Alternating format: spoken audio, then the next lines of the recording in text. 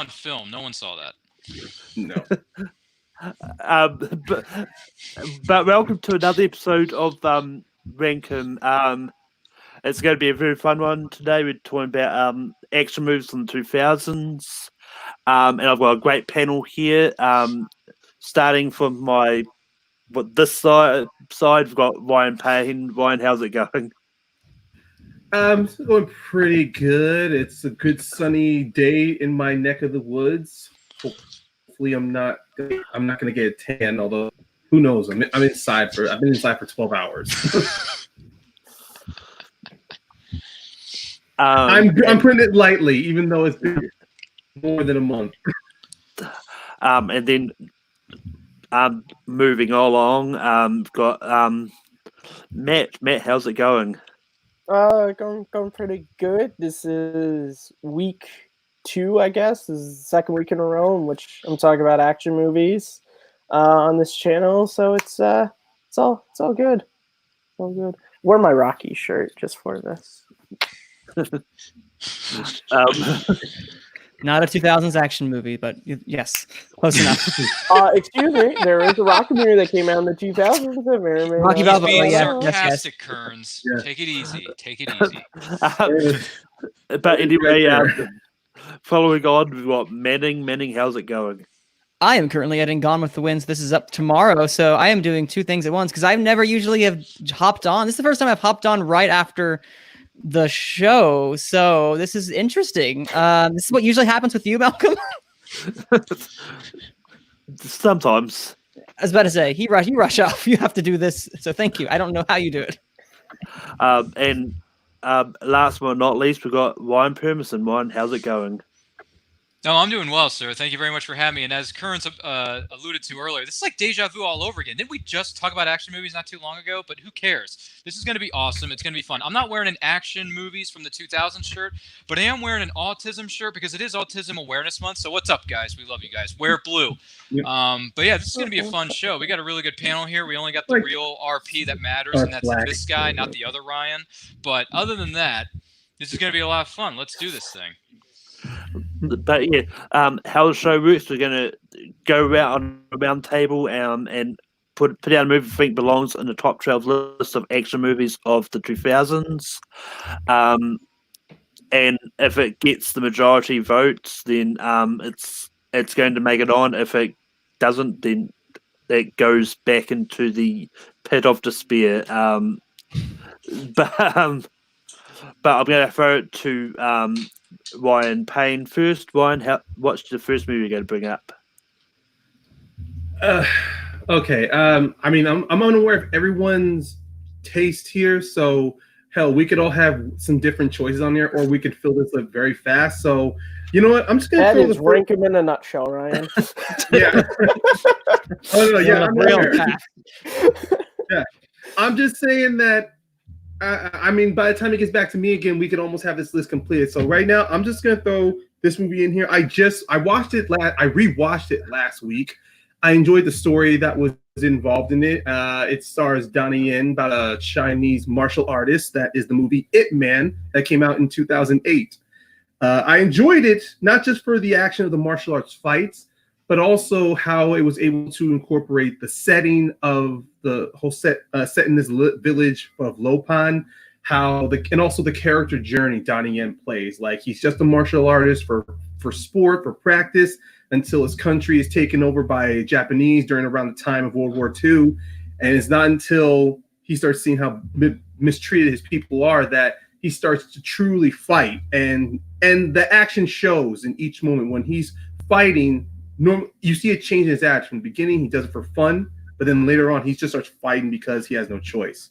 So before I start dragging on more and more about this movie, that's my first nomination, Ip Man. Ip Man is on the table. Matt, what do you say? I love me some Donnie Yen, but sadly, I've not seen this movie. So based on that, I have to give it a no, just based on negligence. Okay. But Donnie Yen is great. Ip Man has been on my Netflix queue for the past 2 years, and I have still yet to see it. Ip Man 1, 2, and 3 have all been on my Netflix queue, and yet I've still not watched it yet. It's not the Wushu film that I will be nominating later, or that I will not be nominating for now, but I appreciate that choice, and actually I will be watching it later now because of this. High praise. And Permison, what have you seen Ip Man? I've heard of it, but I've never seen it. Well, I haven't gotten to know. Yeah, just like everyone else. None of us have seen it except the one nominating it. It's okay, man. Look, this happens on every show that we have ever had in the history of this network. I'm cool with that. I did a Will Smith rank him, and trust me, there are movies Malcolm and myself did not see that. We had to abstain. It's okay. It happens all the time. I mean, it's saying that I think this is the first. Like, it's very rare that this happens. That our movie gets brought up and no one has seen it. All right, Malcolm, why you gotta kick a man while he's down? All right. Not only did your movie not get picked, but also it's very rare that no one on this panel has seen it. I've never seen it. Netflix has a lot of martial arts epics on there. They do. Yes, but they also have National Treasure on there a lot, and I gotta watch that movie every time. I just saw it for the first time, actually. So, I understand everyone's sentiments. Yeah, it took me a year to watch National Treasure, even though I saw the sequel. Wow, dude. Nicolas Cage is disappointed. I know, seriously. Anyway, Matt, what's your first nomination?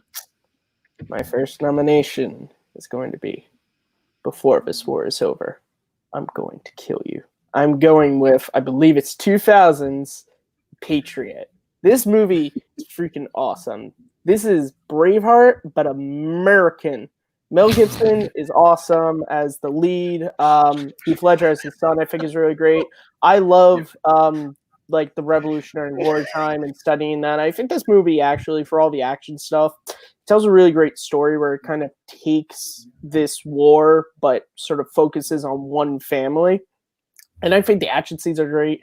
And Jason Isaacs as the villain, damn him, he's awesome. And him and Gibson have great like hero villain banter, and the final battle between them is purely epic. So The Patriot is my first nomination. Manning, what do you say about The Patriot? I'm not even gonna leave him in suspense. It's a no. I don't care for The Patriot that much. I do like Jason Isaacs in it, but that one never gripped me as like Braveheart. I'm sorry. I know. Listen, hey. Wait, you don't like Braveheart? I love him. No, I said I like Braveheart. If we're going with Mel Gibson stuff, I love Braveheart. So, oh, thank God. It's just there's no he sees no connection with Patriots and Braveheart. That's all. Yeah, so that's what I was about to say. When you mentioned that connection, I was like, oh yeah, I love Braveheart, but it's also maybe an American Braveheart, but it's not as good as Braveheart. So I didn't say that. It was an American, which is very funny. Mr. Permison, what do you say about Patriot? I've heard of it. I've seen bits and pieces of it on network television because they air it 1 billion times a year, but I've never actually seen it from beginning to end. So unfortunately, as much as I like the look of the movie and I need to sit down and watch it from beginning to end like a normal human being, unfortunately, I'm going to have to say no because I haven't seen it all the way through. I'm sorry, buddy. Yeah, this is one that Roland Emmerich movies tend to be really hit or miss for me. There's a few of them I like, a few of them I don't. This is one that I really don't like. Heath Ledger's great in it. That's about it. Wait, so it's a no.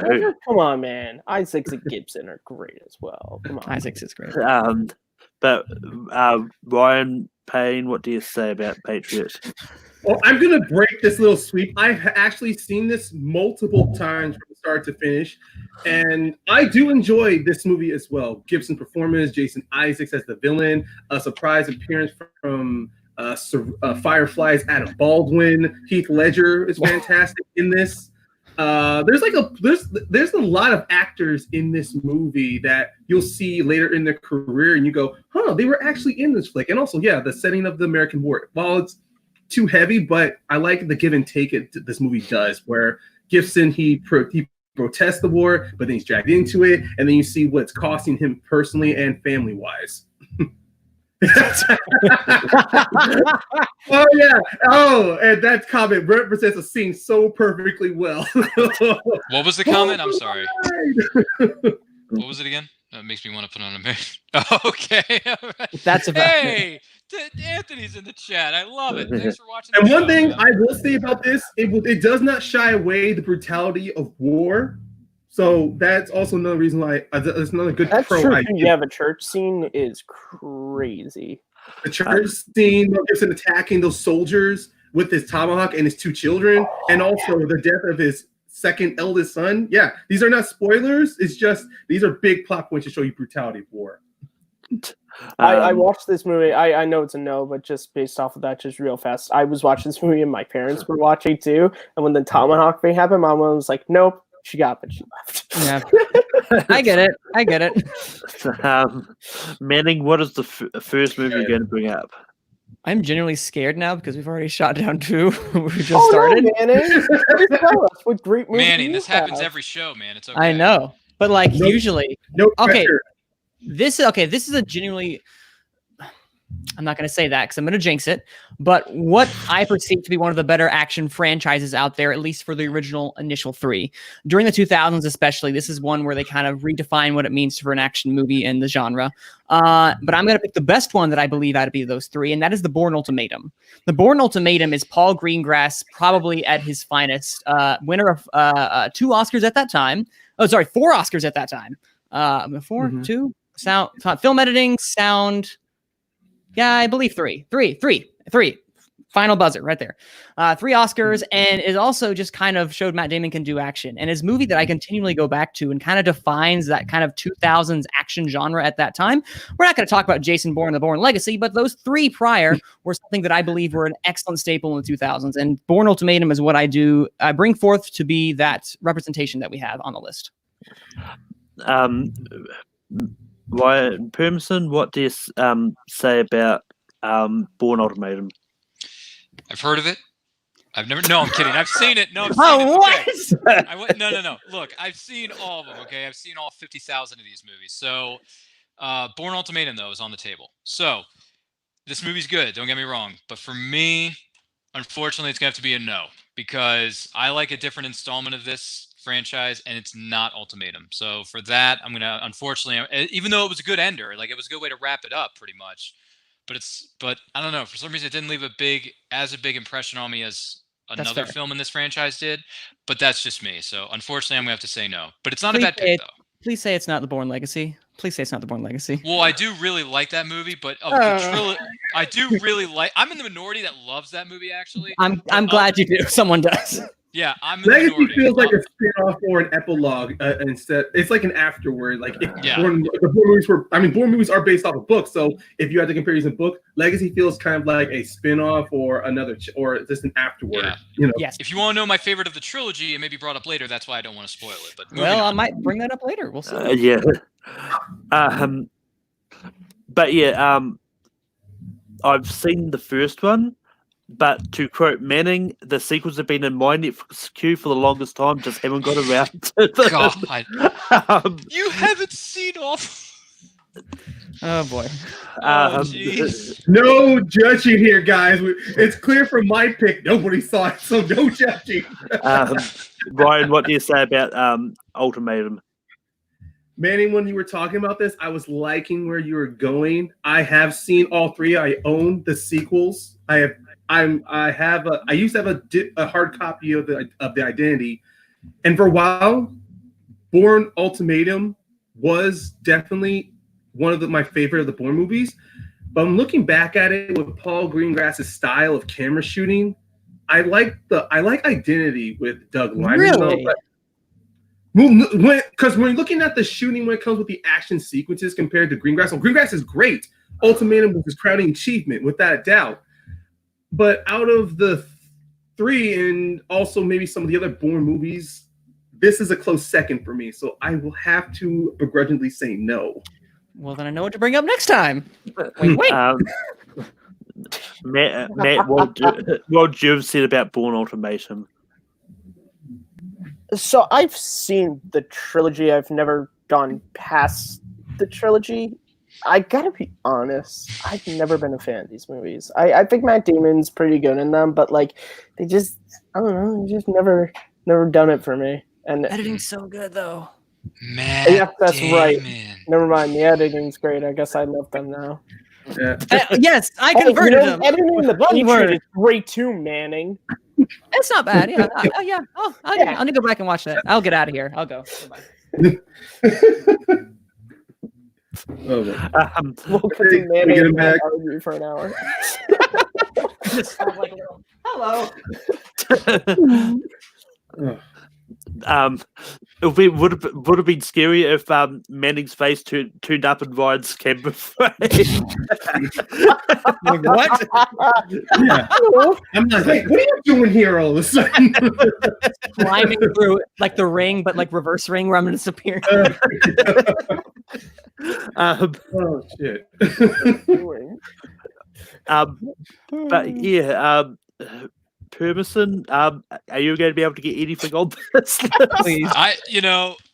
With all these candidates being shot down, who knows what's going to happen next, folks? But you know what? I'm going to try. I'm going to try to nominate one that'll hopefully get a yes. I want to hear just yes. I want to hear the Dan O'Brien. Yes. I just want to hear it. Anyway, the movie I'm going to pitch to you guys came out, I believe it's in the year 2000, so it makes it just under the wire here.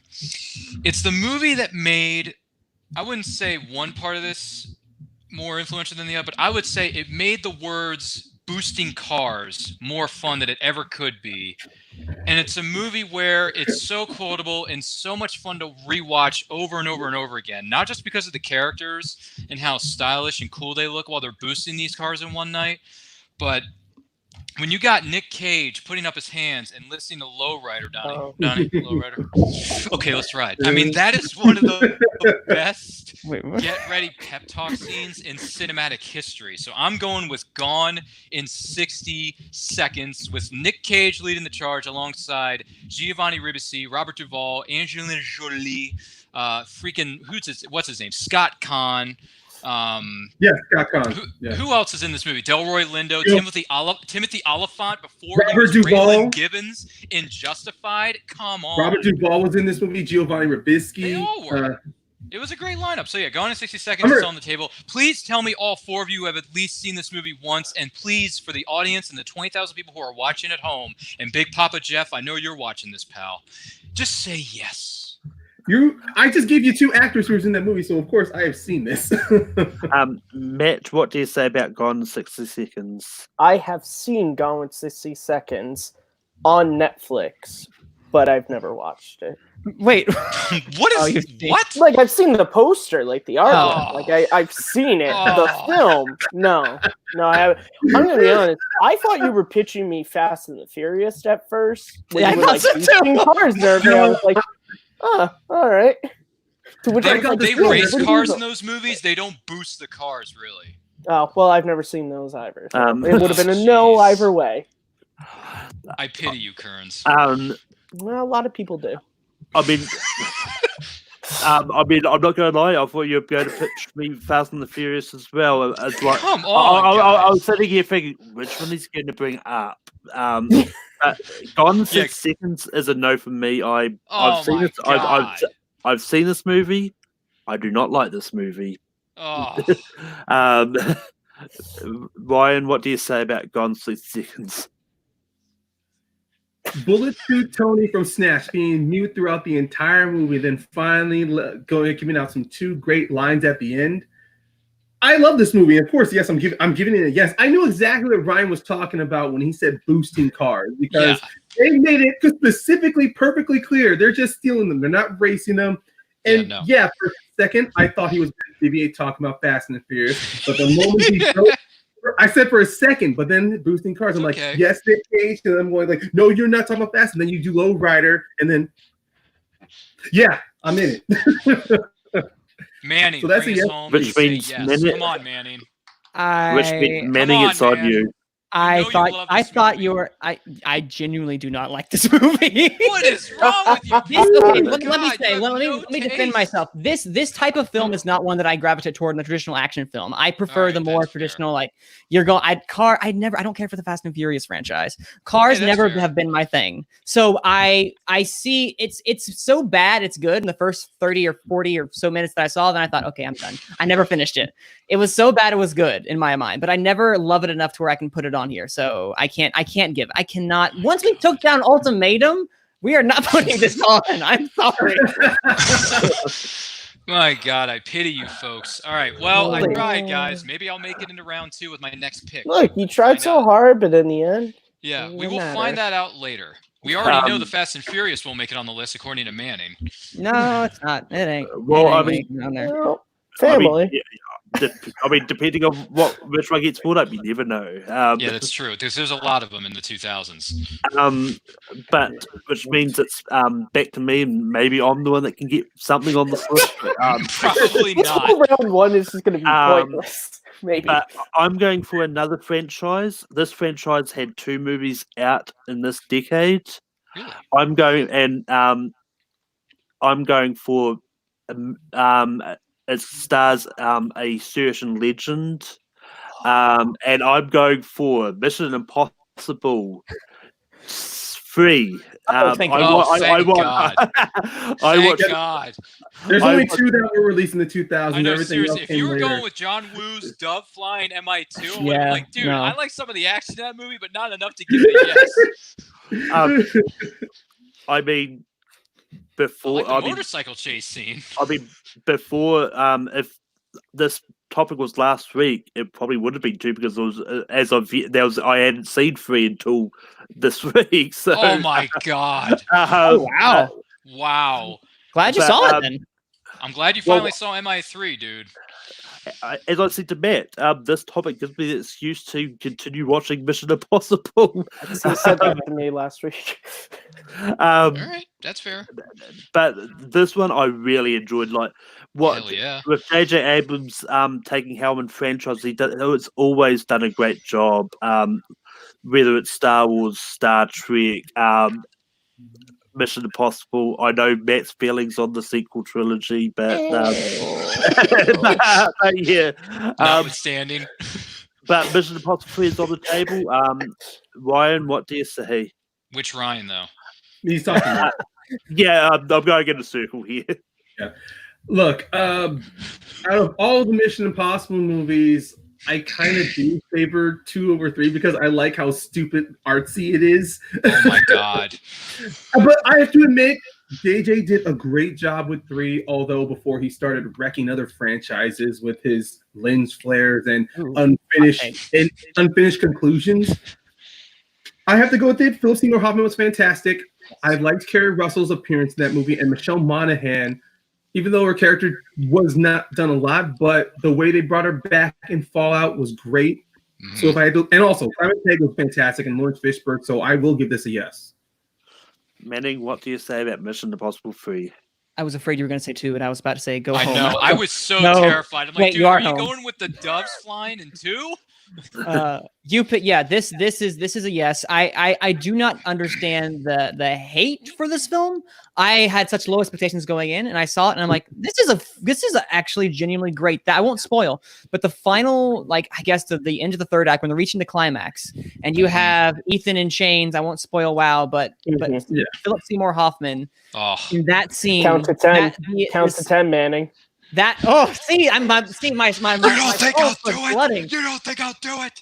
And then the action scenes that follow that, and man, that is fantastic. It's inconsistent in some parts, but it has so high of highs. Plus, Yeah. it is, in my opinion, still better than 2. And we need something on here. Yeah. It's a yes. And with that, Mission Impossible 3 does make the list. Yay. Emerson, what do you say about? I mean, yeah. Come on. How many directors can say they've successfully rebooted not 1, not 2, but 3 franchises? not J.J. Mission Abrams. Impossible, Star Trek, and Star Wars One and ended a half. successfully. How many people can I say think that? Not a lot of people can one say and a that. half. So J.J. Abrams, MI3, it's my favorite of the franchise. It's the best one for the reason that Philip Seymour Hoffman is the best and most threatening villain you will I ever agree. see in an MI movie. Respectfully, Philip Seymour Hoffman, we miss you, by the way. Just so intense. That movie is so good, and it's so deep and personal, man. Like, it gets dark, and that's what I love about some of these movies. So yeah, MI3, it's my favorite of the franchise. It's a heck yes. It would have made the list 100%. And Matt, what would you have said about Mission Impossible 3? I've never seen this movie. So Oh my no, god! I was about to say, I know you're lying. Manning, you should know. I believe we've talked about Mission Impossible before. No, this is my favorite. Simply just because my favorite Mission Impossible films are 3 and Fallout, because they're the ones where Ethan is a real complete character.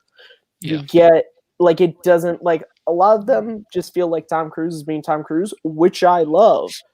But in this movie, this was the first time where he felt like a 3-dimensional character, and he had an arc in this movie, and his relationship with his fiance was amazing. And I think Ving Rhames, I love in this movie. I love Ving Rhames in all the Mission Impossible movies. I think his brother relationship, like, I love the small moment where he's just like, "Do you ever have sex with your sister?" And Ethan just looks at him. He's like, "Hey man, if I don't ask, no one will." Like, just great little character moments are in this.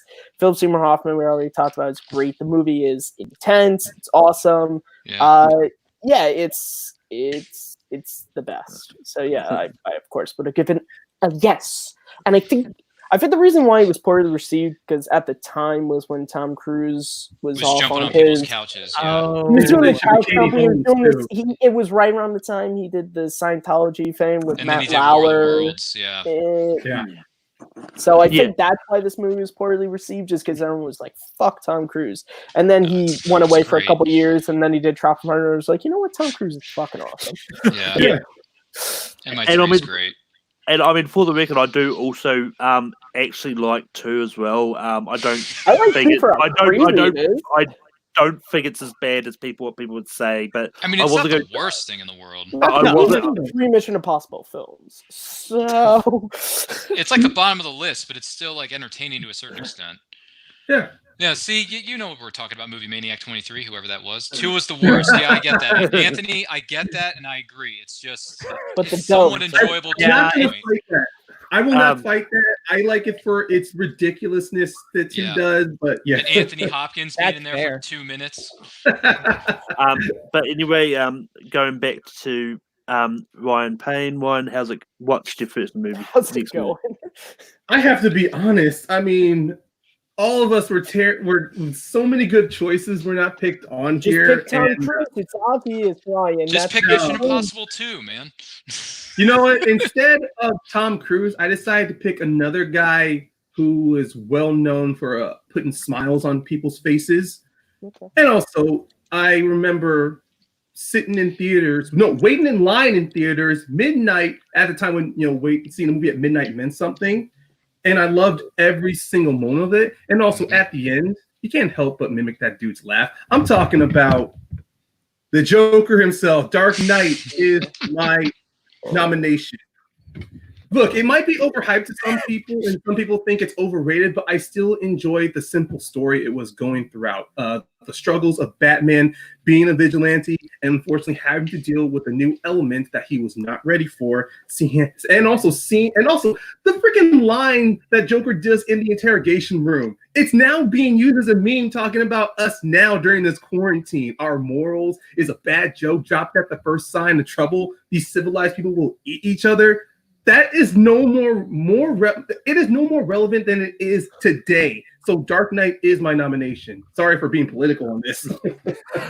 Manning, what do you say about The Dark Knight? The Dark Knight isn't an action movie in the traditional sense of like, oh, boom, explosion. We're going to be a lot of, bang, bang, shoot 'em up type of stuff. It's not like that. It is a cold, calculated thriller that has some amazing action sequences, but I still consider it an action film, action thriller.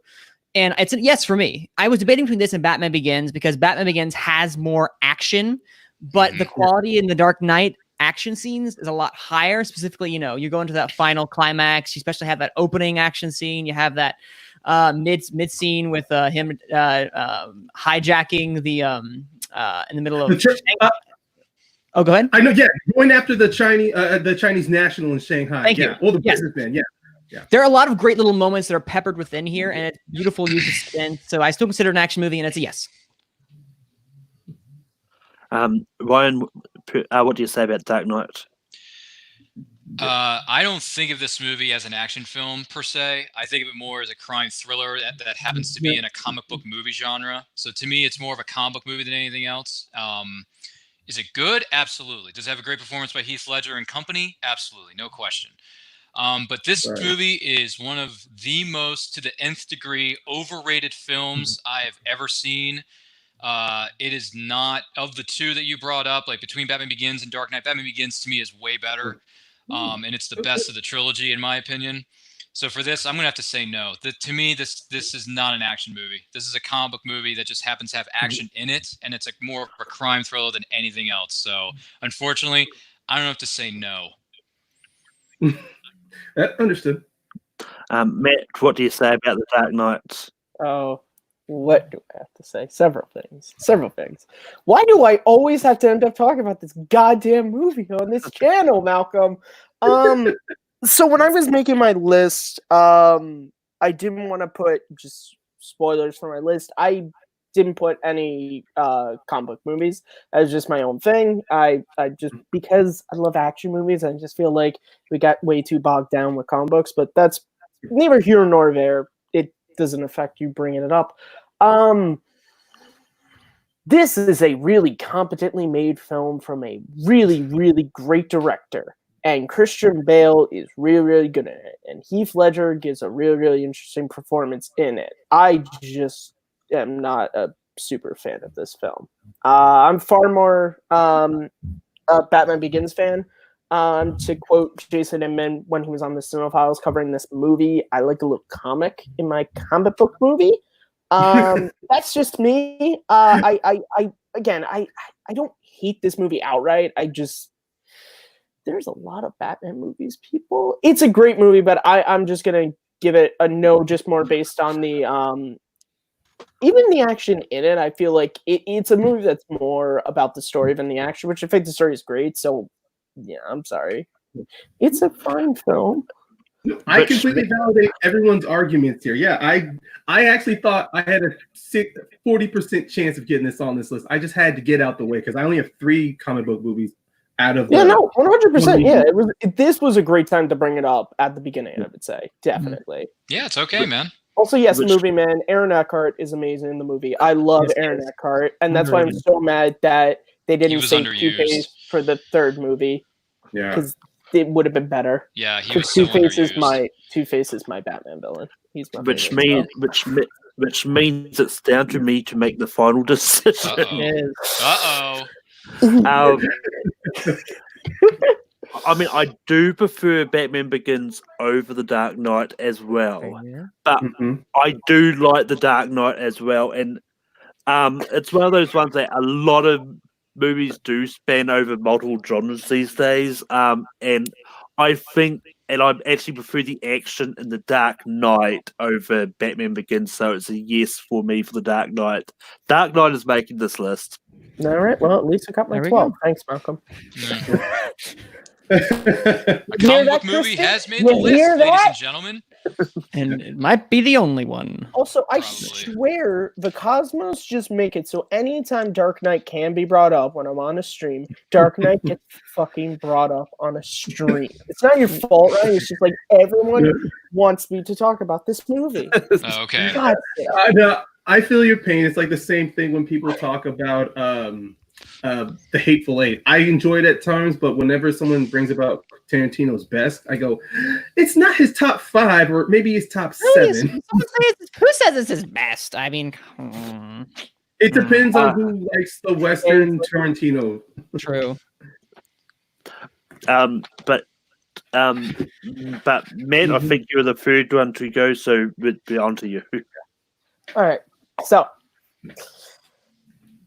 the house always wins. we're talking about action movies that may not be the traditional shoot 'em up action movies, but 2001's Ocean 11 is one of the best action movies of the 2000s. You have an amazing ensemble cast led by George Clooney, who might be the coolest movie character of all time, Danny Ocean. This movie is fun. It's a movie that I feel like anyone can watch. It's not like really mean. It's not overly violent. The action sequences when they're doing the heist, the break-in, is awesome. And it's just a fun action film. So Ocean's 11.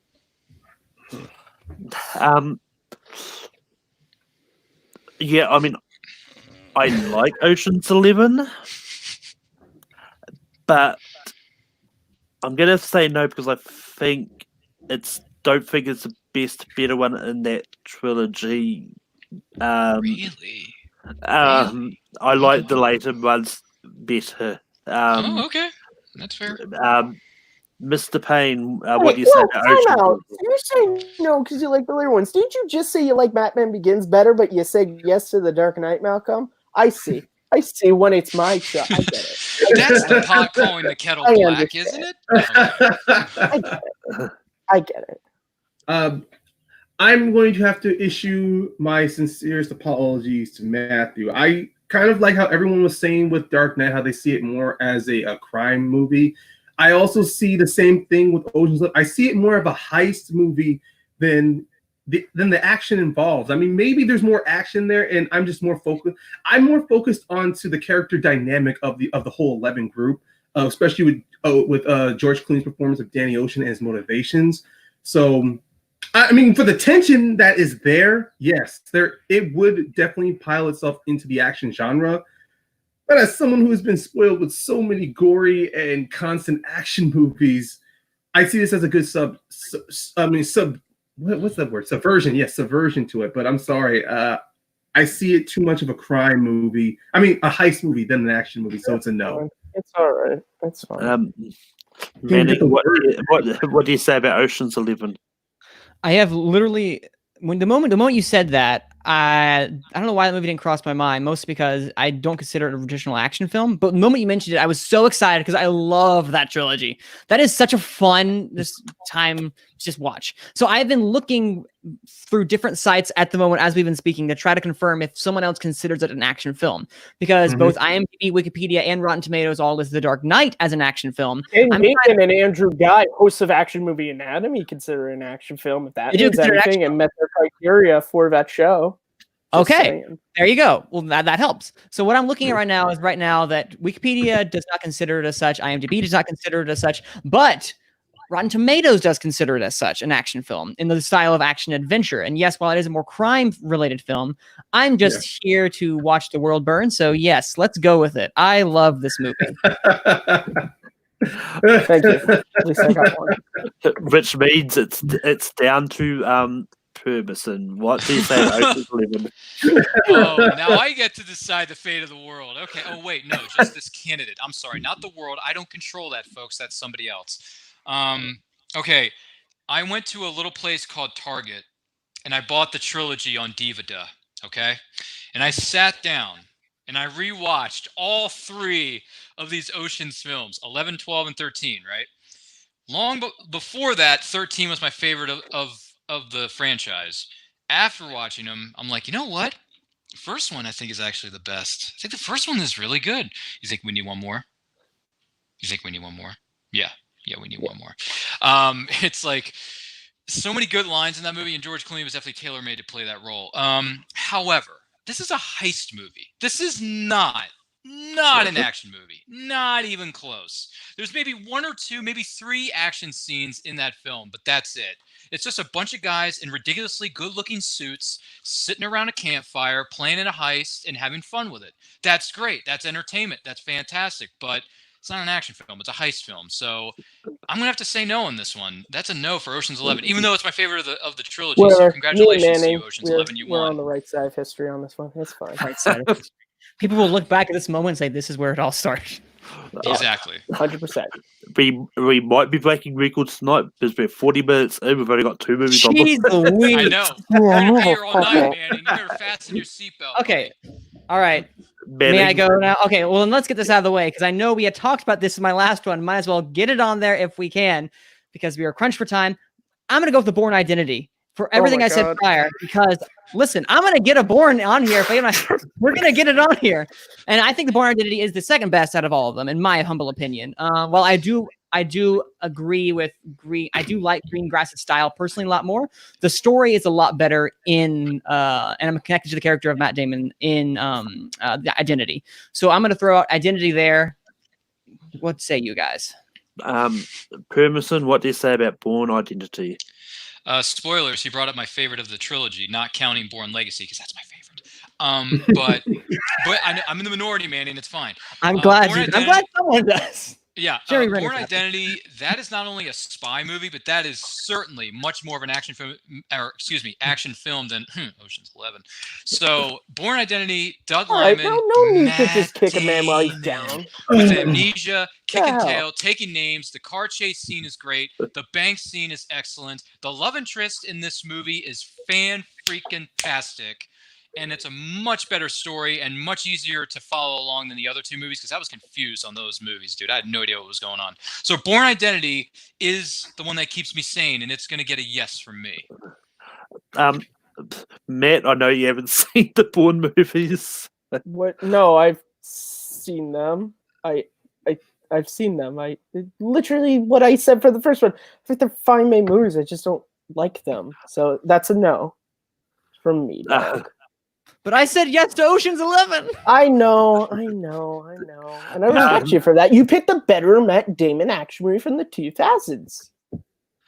But, I love you, Matt. I love you. But anyway, I'm saying yes to Bourne Identity. Yeah, not just because it's the only one I've seen, but I really do think it's a good movie. Okay. I thought you were going to say yes because you want to save us some time. Because think it. But Ryan, what would you have said about Bourne Identity? Wait, is this all? Oh, it's going in already? Yeah. Oh, yeah. If you had said no, Malcolm, I would have said yes as well because I mean, The Ultimate is a very close second, but it's just when you rewatch Identity and you look at the story and also the different cuts and edits they did for the price. Like whenever Bourne did a quick takedown, it was quick, fast. But when he had a long, when it was those drawn out moments, like that scene in the wheat field with Clive Owen's character, the shootout. That's a great scene. Yes. And also when he's in his apartment in Paris and this assassin comes in and he's fighting with nothing but just a pen. What they do is those wide outtake shots where you see both of them, and then they close it in just to see how he's using that pen to disable him and take him down. Mm-hmm. So Greengrass is great. I do love his Bourne movies. It's just the Identity, just the choices that was done in that movie had a stronger impression. So yes, this would have been on my list. I mean, it is on my list, but I would have approved it. But Ryan, we go back to you for your next nomination. Bermson. Okay, you got to distinguish between the two Ryans here, dude. But anyway, just say hoodie Ryan and baseball cap Ryan. I know. I'm just saying to your producers in the booth, Malcolm, if you could distinguish between the two Ryans, it'd be great. Anyway, Producers, that's right. Anyway. If only Manning. I know, like, PA. I know, right? PA. Okay, if this movie doesn't make the list, I think the audience that are watching this at home in the chat is going to be on fire. This is certainly an action movie. This is certainly a spy thriller. And another director rebooted this franchise not once, but twice. And I'm talking about Martin Campbell. Casino Royale. Casino Royale. James Bond reborn. We find out how he got his license to kill. We see a new Bond taking on the role with Daniel Craig, killing it. The title theme song by Chris Cornell is fan-freaking-tastic. And just the opening 5 minutes being in black and white is something I've never seen in a Bond film. And the way Martin Campbell executed that was awesome. So Casino Royale, Bond, James Bond, one of the best of the franchise. Arguably, some people have said that it's the best overall of the entire franchise, but I'll leave that up to you. Casino Royale, 2006, Daniel Craig, it's on the table. What say you? Matt, what do you say? It is two things. The Dark Knight and Daniel Craig Bond. Oh, you find the way. This is a fine film. I don't really particularly care for the Daniel Craig series. Skyfall. What is wrong with you? Probably I like the older school Bond. I really don't like Daniel Craig's interpretation of the character. Wow. He gave a really good defense on Gone with the Wind 2 weeks ago. Go watch that. So I really did. He So did. yeah, there's another Bond film with a Bond I prefer more, and so I'll wait to maybe get a chance to bring that one up. So it's a great movie. I just don't like that era of Bond. Wow. You're the first person who's ever said they don't like Daniel Craig's era of Bond. That's insane. You don't know the circle of people I talk to, man. Jeez. I do. Man, I I will know say, however, one Why thing. do so many people The hate on theme song Daniel is great. Craig all of a sudden? I don't get it. All of a sudden? Excuse me. But we don't but have in- time for that debate, guys. Yeah. but yeah, I'm not gonna lie. As soon as I brought it up on you, what's gonna do? I've known Matt's opinions on this for the longest time. Man, you're such a hater, Kearns. But I just like a lot of old shit. That's my fault. but yeah, I'm just waiting to see if anyone will have the balls to nominate another action franchise, which a lot of people don't like.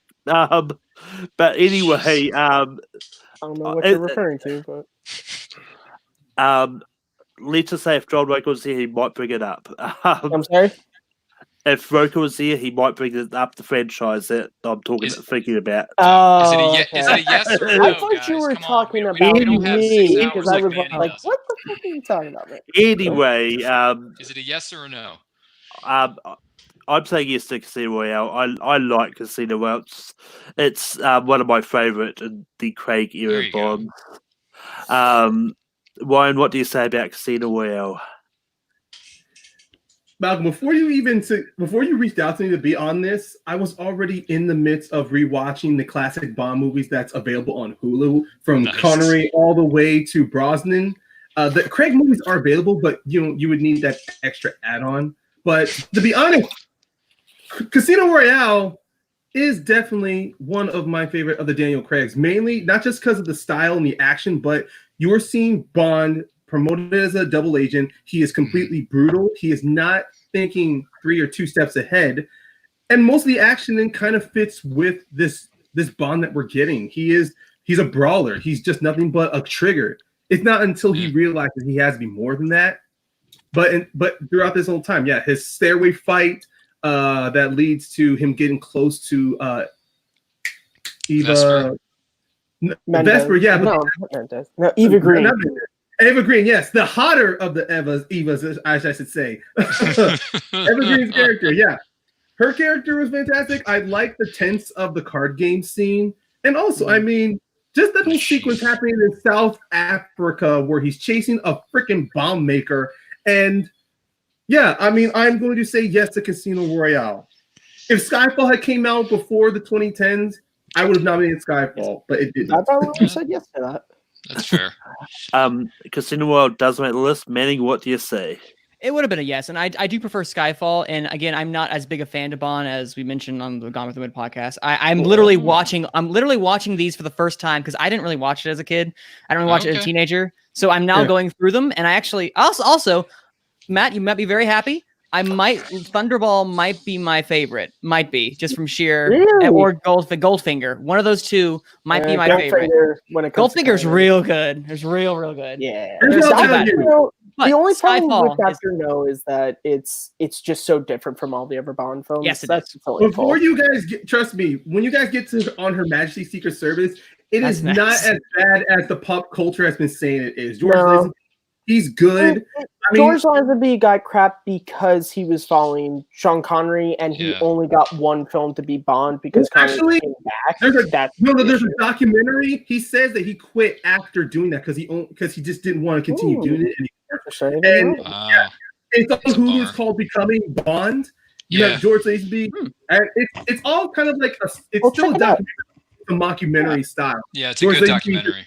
He's talking about his life, and then they got actors like recreating moments of his life. Though, trust me, but Lazenby, you see the heart and earnest of who he is as a person. And honestly, that made me even want to watch his Bond even more. Honestly, I kind of, to be honest, his one Bond movie, I would kind of surpass it over the Moore movies, even though they're kind of. Well, anything is better than Roger Moore. Not wrong. Roger Moore's got like one great one. I think it's because I watched that documentary. I put Lazenby higher. So, Ryan, we'll have a discussion after this stream, which is already going long, and we have what is that? I know Manning's got to go to bed. Yeah, 30 minutes, I know. so. I do. The sun is gonna go down for me by the time we get to the full flow. The sun is down. Hey, Kearns, Lady Holly. I'm on the West Coast. I'm on the West Coast, so it's literally natural light you're seeing for me. I was about to say you have a great setup in there. That's just lights blaring. Lights blaring. Note to yourself: if we ever do a James Bond, rank him, keep the same panel. Yeah, dude, seriously, I'm down. You want to talk Bond all night? We can do it. I'm about to say save that for when we eventually get time to die. If we can get so many, not just Bond movies, but Bond villains, Bond girls, your favorite Bond gadgets, Bond. We can do the Bond cinematic universe. The Bond flamethrower, kids love that one. I mean, Bond jetpack. I mean, the week No Time to Die comes out, the American polls probably all going to be Bond because that's literally what I was going to do this time, but that moved. Sort of like, but anyway, back to your regularly scheduled program. Yeah, seriously. Okay, yeah, just keep moving. But for this movie, this one kicked off another franchise. It is the first one in that series. And all I'm going to say is I've got a special set of skills. I'm gonna find you. And I know I've screwed up the speech, but yeah. You took my pick, man. That's the same one, but I was gonna do it. I was gonna mimic Seth MacFarlane do it in the Kermit voice. If you don't let her go, I will track you down and I will kill you. Malcolm, you took my pick, man. But well, that's my special skills is stealing people's picks. But Mr. Payne, what do you say about Taken? I mean, I think I know where you're going. But despite that speech, I do like the journey in that movie. I mean, Neeson's character, he's admitted he wasn't the best father to his child. He's trying to make it up to her. And while some people will categorize this as sort of like a white savior role, but honestly, I see it as a father who's trying to do whatever it takes to get his daughter back.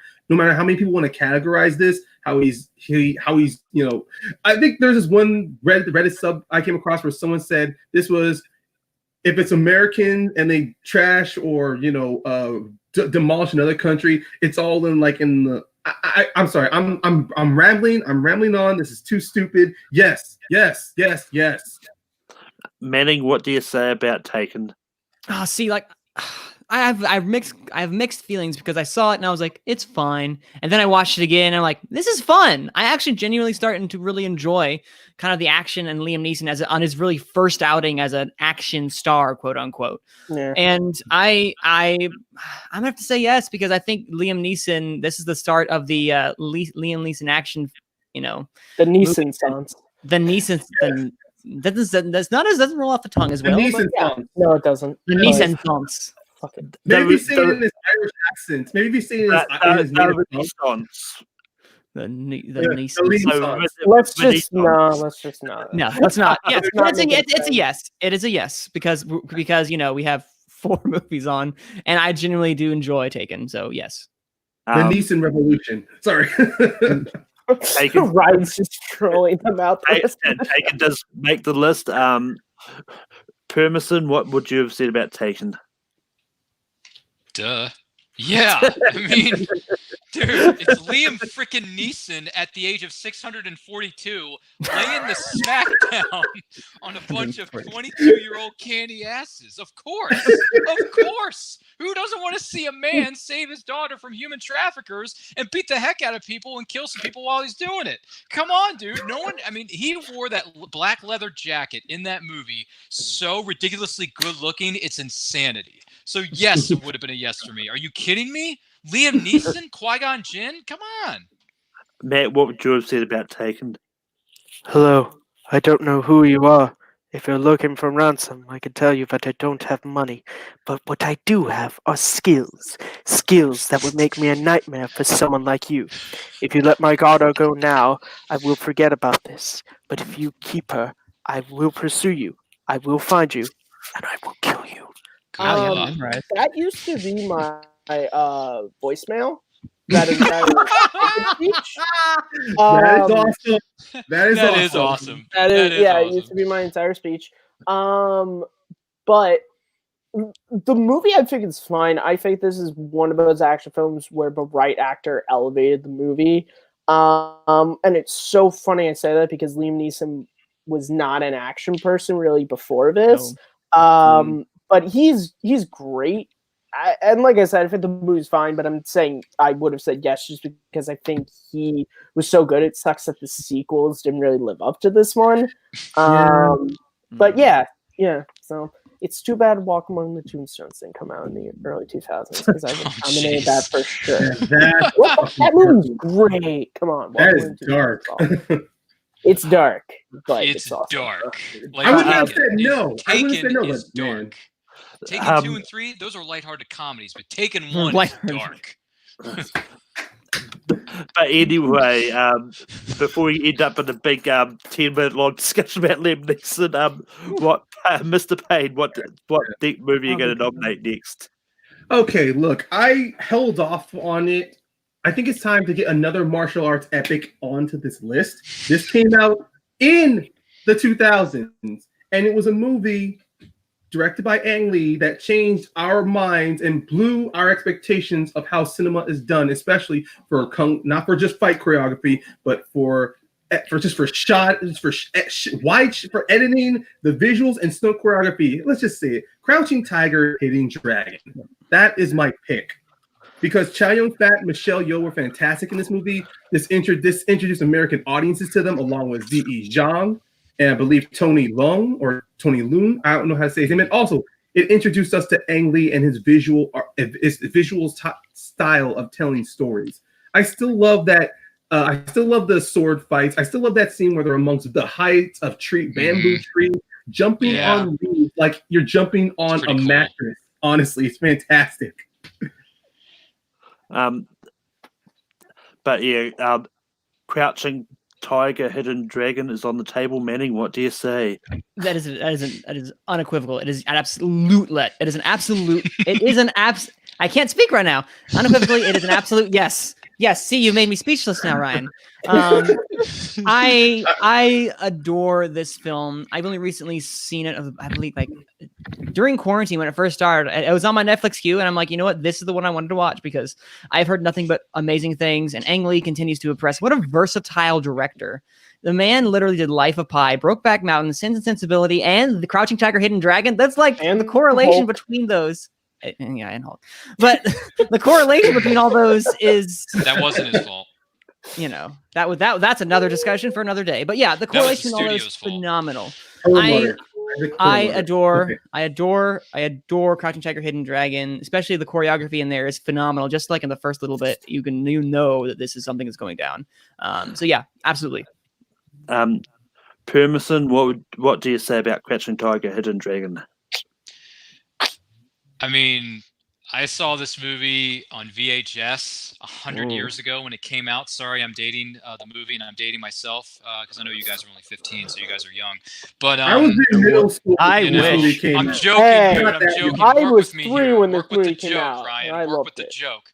I do. This movie is something else. Like they said, Richard Donner would make you believe a man could fly. This movie made me believe that people can actually fly and lay the smackdown on anybody with a sword. Like, honest to God, this movie looks so ridiculously good looking. It's visually awesome.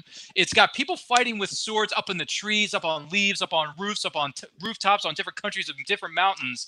It's got everything that I've never seen before in a movie up to that point. And Chow Yun-fat, I just saw his earliest North American film debut known as The Replacement Killers. I liked him in that, but this one takes everyone's acting to a whole other level. And after she was the Bond girl in Tomorrow Never Dies, Michelle Yeoh is in this movie, for Pete's sake.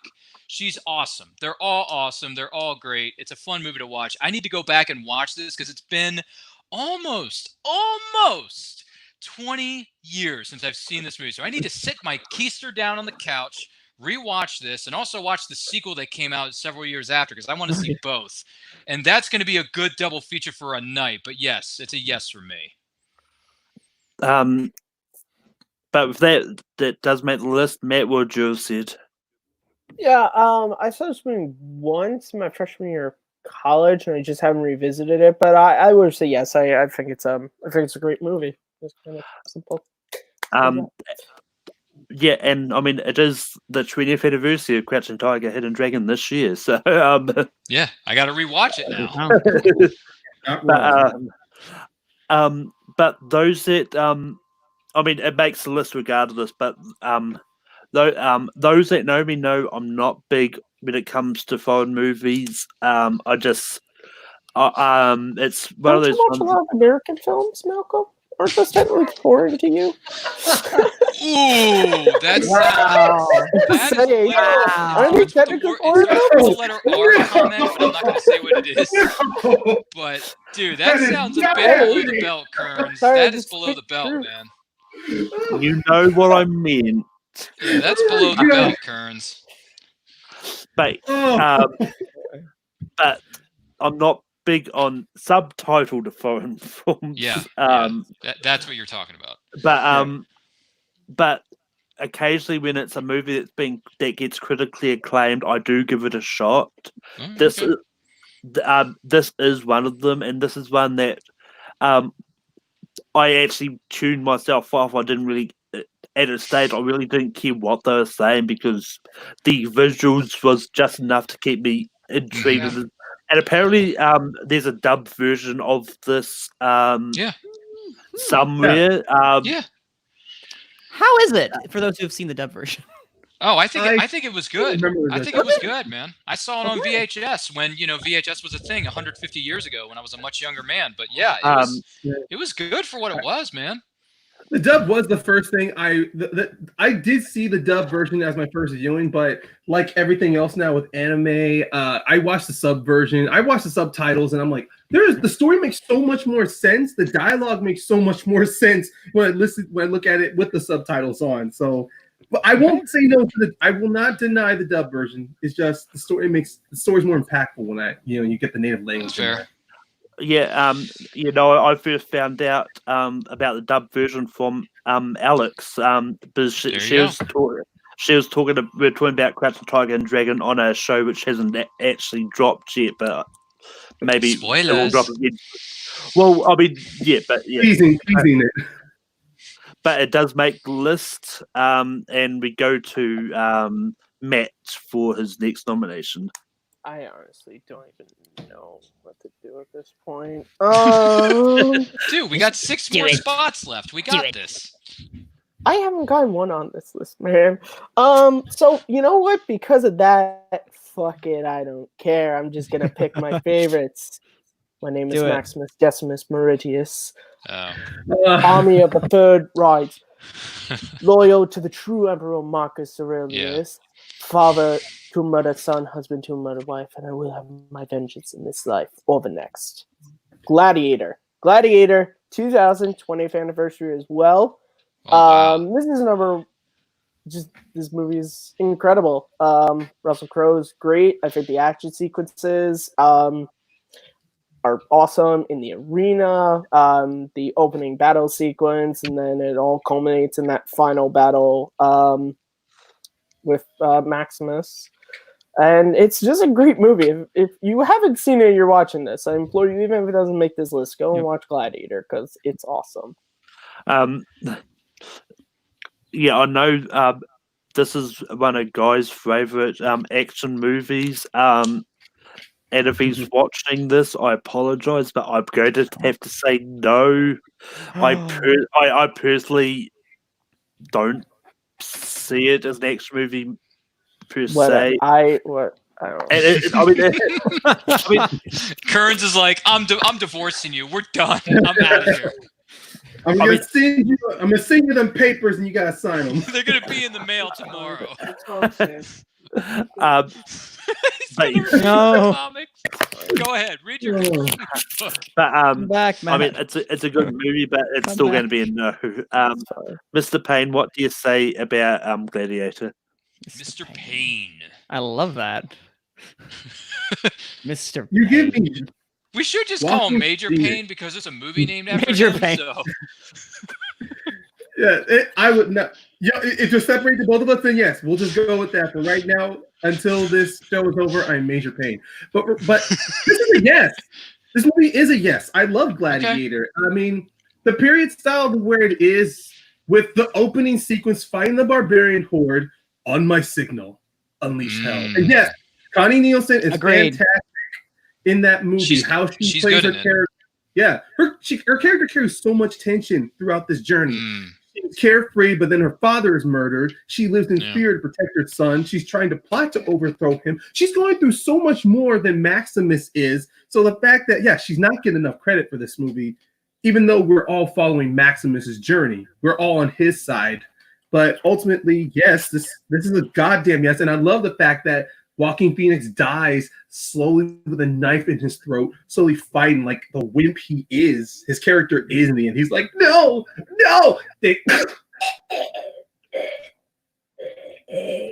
So It's lost. that's a yes. Madding, what do you say about Gladiator? I wanted to. This is something I did. I went to go to double check to ensure this was an action film. And yes, everything that I go to, it is an action film. It isn't. I want to make sure. I don't know. Research. I wanted to research it first to ensure that I was agreeing 100%. And I'm agreeing 100%. Everywhere I look, it's considered a historical action drama. So there you go. Mouthful, but it is what it's considered. So it is an absolute yes. I love Gladiator. Maximus Decimus Meridius is a wonderful character, and I am all on board. So this is a yes. Manning, what Permison, what do you say about Gladiator first? But I'm sorry, what was my name again? What was it? Well, the other guy. Yeah. What we do in life, it goes in eternity. I mean, there are some good quotes in this movie, but to me, unfortunately, I would have said no, because this to me is an historical epic that happens to have action in it. It's an historical epic more than anything else, but to me, it has some action in it. Don't get me wrong. I mean, the horse chase scene in the arena with those spikes on the wheels and killing everybody, chopping some dude's legs off, that's ridiculously, brutally violent that I should not have been seeing when I was a young person. But I saw it anyway, and it creeped me out, bro. It creeped me out. Yeah, I would have said no. This is an historical epic that just happens to have some action in it. So I would have said no. But Manning, what's the next movie you're going to throw out there? Okay, so we have a lot of very dour and very serious films on here, and I feel like we need, a little bit of levity, something that with a little bit of. I tried to get Oceans on there, man. Who's the one person that said yes? I know. I'm saying I tried to have fun. Okay, but this one is, by definition, from all that I'm looking up, I can confirm this one is considered an action film. And what I am giving is my personal favorite in the Cornetto trilogy, and that is Hot Fuzz. Hot Fuzz, Nick Frost, Simon Pegg. I laugh every time. One of my favorite films of all time, and it is something that is utterly ridiculous. This take on the cop, on a cop's action movie, this buddy comedy. It is wonderful, and I think we need some a little bit of jokes in an action comedy. This is so. I am throwing out Hot Fuzz. But Permison, what do you say about Hot Fuzz? I've heard of it. I've seen the poster. I think it's been advertised on network television, but I've never seen it. So I'm going to have to say no. Wow. It's good, though. I'd go see it. It's very good. Matt, what do you say about Hot Fuzz? So hi, Nicholas. It's a little sperm. Have you ever just shown hold your gun up in the air and screaming. No. No, I never shot him go. Arrest me. Ah! I'm a maniac. Arrest me. Which do you want to watch? Point Break or Bad Boys 2? I don't know. Which one do you think I prefer? No. Which one do you want to watch first? Yeah, I love this movie. This is my favorite Cornetto trilogy as well, even though I love Shaun of the Dead and I enjoy parts of The World's End. This is my favorite because I'm such an action person. All the jokes in this work so well for me. But it's also a great action movie. Like, and it has a really interesting, like, cop mystery plot. And It does. but it's super funny. Like the greats are good. this scene when they're at the greater good. They're at the farmer, and it's like the farmer speaks, and then the older cop speaks, and then Nick Frost has to like pretty much just like oh, he said that. Oh, yeah, I love this movie. I think Timothy Dalton is so much fun in this movie. I love Timothy Dalton. He is so much fun in this movie. Yeah. Hey, they murdered Bill Shakespeare. And that laugh, the greater good. Shut it! But anyway, I mean, I'm sorry, the joke is still good. But he better Bill Shakespeare. What? Oh. but I mean, I'm not a big fan of what Hot Fuzz has become. He's joined the wrong faction. Oh wait, I'm sorry, you're not talking about family competitors. But, I knew Ryan was going to be the only one that would get that comment.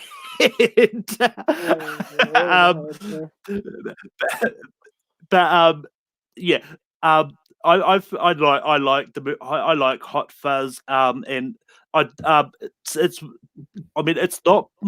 definitely not my favorite in the Cornetto trilogy. I like Shaun of the Dead more. But I don't have a problem with this making the list. It's going to be a yes. Mr. Payne, what do you say about Hot Fuzz?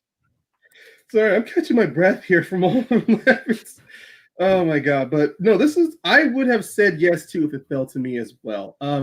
It's not just that we have a good performance from Timothy Dalton, but a good performance from Jen Broadbent. Also, Olivia Colman, who has like a minor role, and you don't notice she's there until her career starts blowing up later with Broadchurch and The Favorite.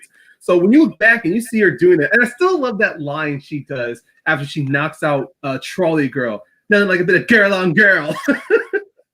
That's a good one. And also some best in-running jokes. I mean, a swan, the amusing swan, the greater good. You never know how to turn it off. And also the climax. You get to have a shootout with some senior citizens. This is the best movie I put on with my uncle or grandpa and go, okay, boomer. Just as an inside joke, I'm cool with my seniors, my older siblings, my older relatives. It's just if this ever pops off whenever the quarantine is, I'm at a bar and this pops up, I'll just stare at them with a cold look, with an okay boomer look. That's just the dark recesses of my head, but this is a yes. But anyway, Permison, we go back to you for your next nomination. Okay. I don't know if anyone's seen this movie, but it's gonna be a shot in the dark, but we'll see. This movie came out towards the latter part of, I believe it was the 2000s, and I never heard of the director at this time, but the cast is pretty much well known when it comes to the name cast they had. The Matrix may have done it first with bullet time play, but this film took it to the nth degree. And I didn't even know it was based on a graphic novel until long after I saw it in theaters. I'm talking about Wanted. I'm talking James McAvoy before he was Professor Charles Xavier, the young version anyway. Angelina Jolie as Fox, and Morgan freaking Freeman, who runs a society of highly trained assassins. That's just nuts. And Chris Pratt, I didn't even know Chris Pratt was in this movie because I had no idea who he was at the time. But he gets his head bashed in with a keyboard that certain letters come up on the screen, and you know what I'm talking about.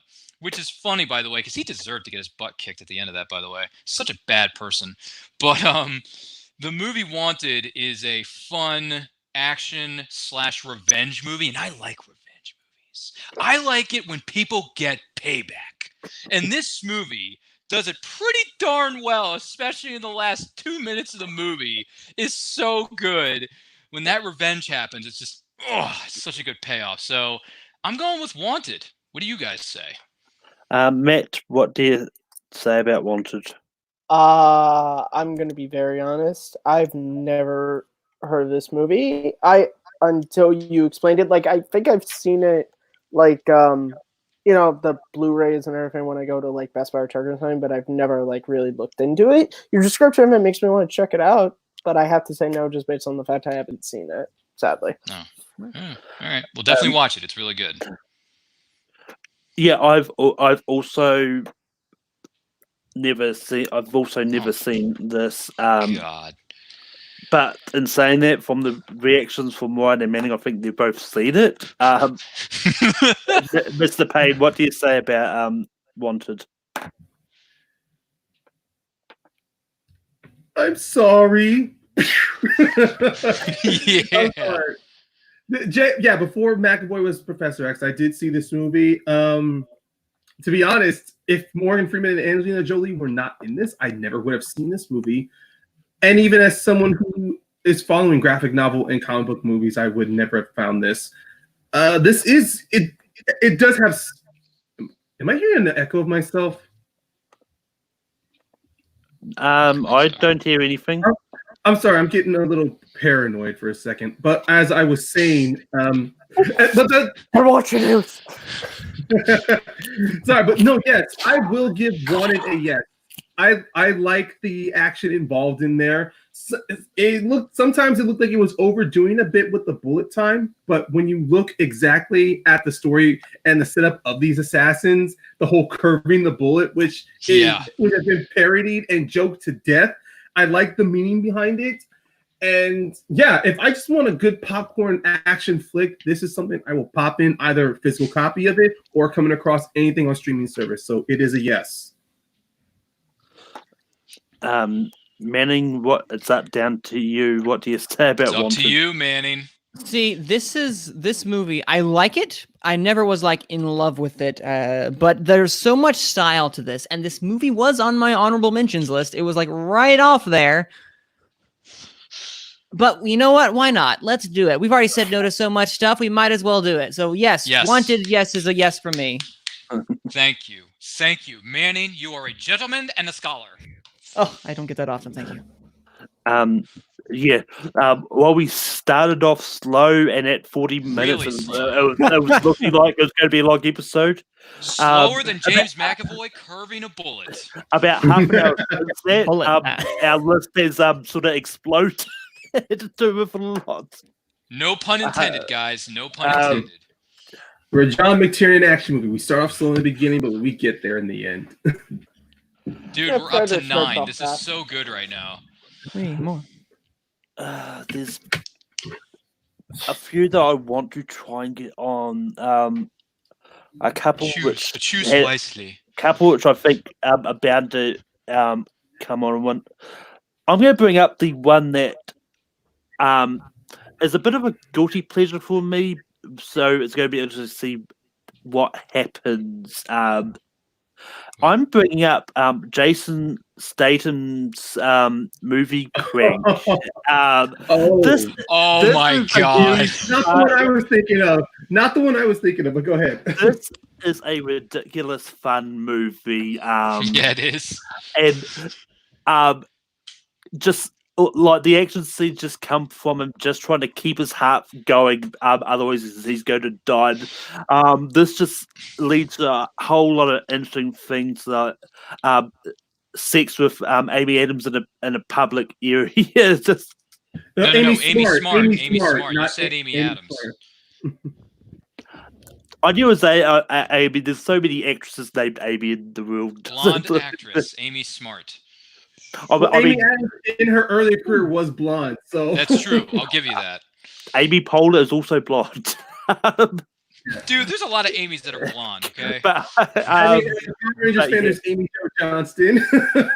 But yeah, this is just a ridiculous fun movie. And if it doesn't get on, is. I understand. But I like this movie, and I just wanted to talk about it. But I don't often have a chance to talk about this movie with the topics that get rid of the polls. But Mr. Payne, what do you say about Crank?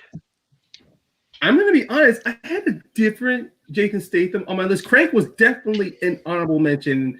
Yeah, when I saw this in theaters, the funny thing is, it is a very cheesy action movie. Like, it's over the top, but it's over the top with a purpose. The man is going to die unless he keeps his heart running.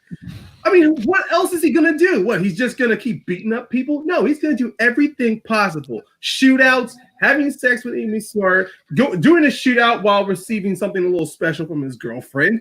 So, I'm sorry. We need an out left field choice. I have another one in my pocket, so I'm going to say yes to Crank. Oh.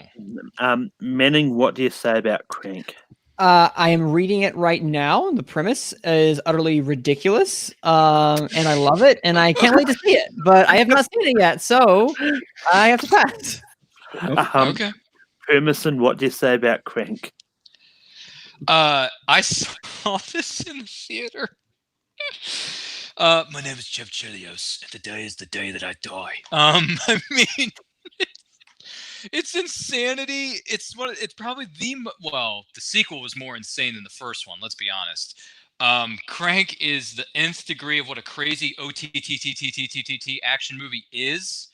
But I don't think it's one of the top 12 of all time in the 2000s, respectively. So for that, I have a few other Statham movies that I think are much better than this, or if there are a few that are better than this. So as much as I like Crank as a bit of a guilty pleasure, it's not one of the top 12, man. It's a no. Matt, it's all down to you. Same What do you thoughts as say? Manning. Never seen it. I have to He's say never no. seen it. Well- Yeah. It's okay, man. It's okay. But yeah, and I mean, Yeah, the second one is pretty much way too out of control. Their movie Maniac 28, whatever your name is. I mean, I'm not gonna lie, I like the second one just as much as the first. No. There's Are you three serious? Dude, the movies with second one Jason is Statham not that that I wish good. I could have brought up, but The second one is they not came that out in the good. Malcolm. 2010s. But anyway, Mr. Payne, what's your next nomination? Well, like before, I was going to, like before when we had a very serious, heavy list before Hot Fuzz upon there, I picked one that had levity in it. I also picked one that kind of parodies, but also plays homage to a certain film genre. And it stars probably one of my favorites, and at times underrated actors who is a good martial artist, Michael Jai White, and that is the 2009 movie Black Dynamite. Dynamite! Dynamite! I mean, this movie, like I said, it parodies and pays homage to the black exploitation movies, to where it's nothing but a bunch of African Americans playing hero going up against the man while making fun of the cheap edits that they had to do, because during the time of black exploitation, they never had enough money and resources to put down a full feature length. So whenever you saw mistakes or you saw some quick cuts, that was intentional because they wanted to keep the production going. And Michael Jai White does nothing but a great job, but also the 70s style, the 70s period clothing, the accurate costumes he does with the 70s period. And also, it's just so funny at moments for me when Michael Jai White, whenever he's doing kung fu or when he's just trying to be this black militant badass. I just love it whenever he tries to hit someone and he just goes, sweet, sweet, sweet. So I'm not sure if anybody here has seen it, but I'm throwing this out there as my out of left field choice. Manning, what do you say about Black Dynamite? And I'm repeating myself again. I am now reading the premise, and this is even crazier than Crank. Oh wow!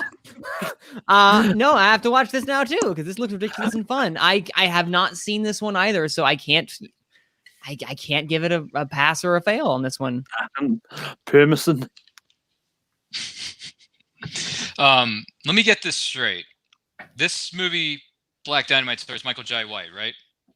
Yes. Okay, and he's the same guy who played Spawn in the 90s, right? Yes. Yeah, and he also played Bronze Tiger on CW's Arrowverse. Okay, He's he did a also much in one better of the job movies as. that's not on this list. I know. He's whatever. also He did in a, a deleted. He's also in a deleted scene in Kill Bill Volume 2, fighting against Oh. David Carradine. So I did not know that. Well, anyway, to the subject at hand, I've never seen this movie, nor do I really care to watch it, because Michael J. White to me will always be Bronze Tiger from CW's Arrowverse, because he did such a great job on that. But Black Dynamite, like I've seen a clip of it here and there, and it just doesn't really say, you must watch this now. I'm sorry, I'm going to have to say no. I've never seen it. understood. Matt, what do you say about Black Dynamite? Sadly, I haven't seen it, but you've convinced me. I like your description. I like Michael J. White, so I'll definitely check it out. Well, I'm hoping people in the comments check it out too if they haven't seen it or not. I mean, look, Ryan, you're right. It's not going to be everyone's taste, but I just like how the comedy plays out to where when things mess up, they just add that stuff in. There's even quick cuts to where someone messes when they're doing a fight choreography and someone hits a dude for real, and then the guy who takes it like, you mother, and then they cut and it's a replacement. Oh. They make fun of movie making process, so it's like up my alley. That's definitely up my alley, so I'll definitely check that out. Oh. I feel like I've seen this on Netflix and just never checked it out. I feel like I've seen it on there before. But yeah, this is another one that I also haven't got around to seeing, but it's one that I do want to check out at some stage. But Matt, we're back to you for your next nomination. That we are. There's two I want to bring up, but which one? I think I'll go with the one that I might have a slighter better chance of getting on here.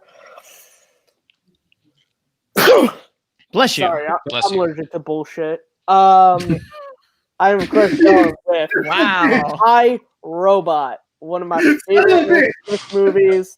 I use that gif and that quote so often. Like, this is just a really, really fun movie. I think Will Smith is awesome in it. I think the world they create feels kind of like plausibly realistic of a future.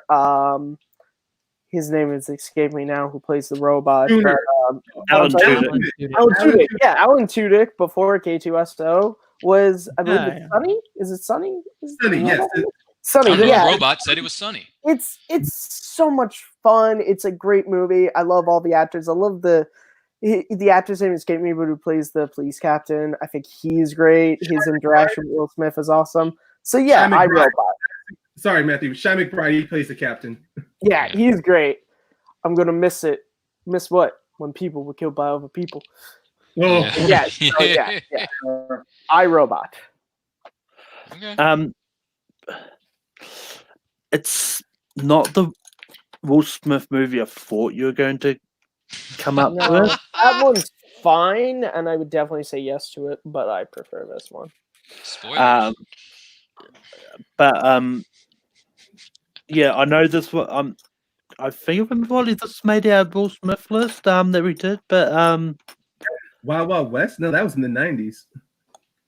no. It's called Wild Wild East.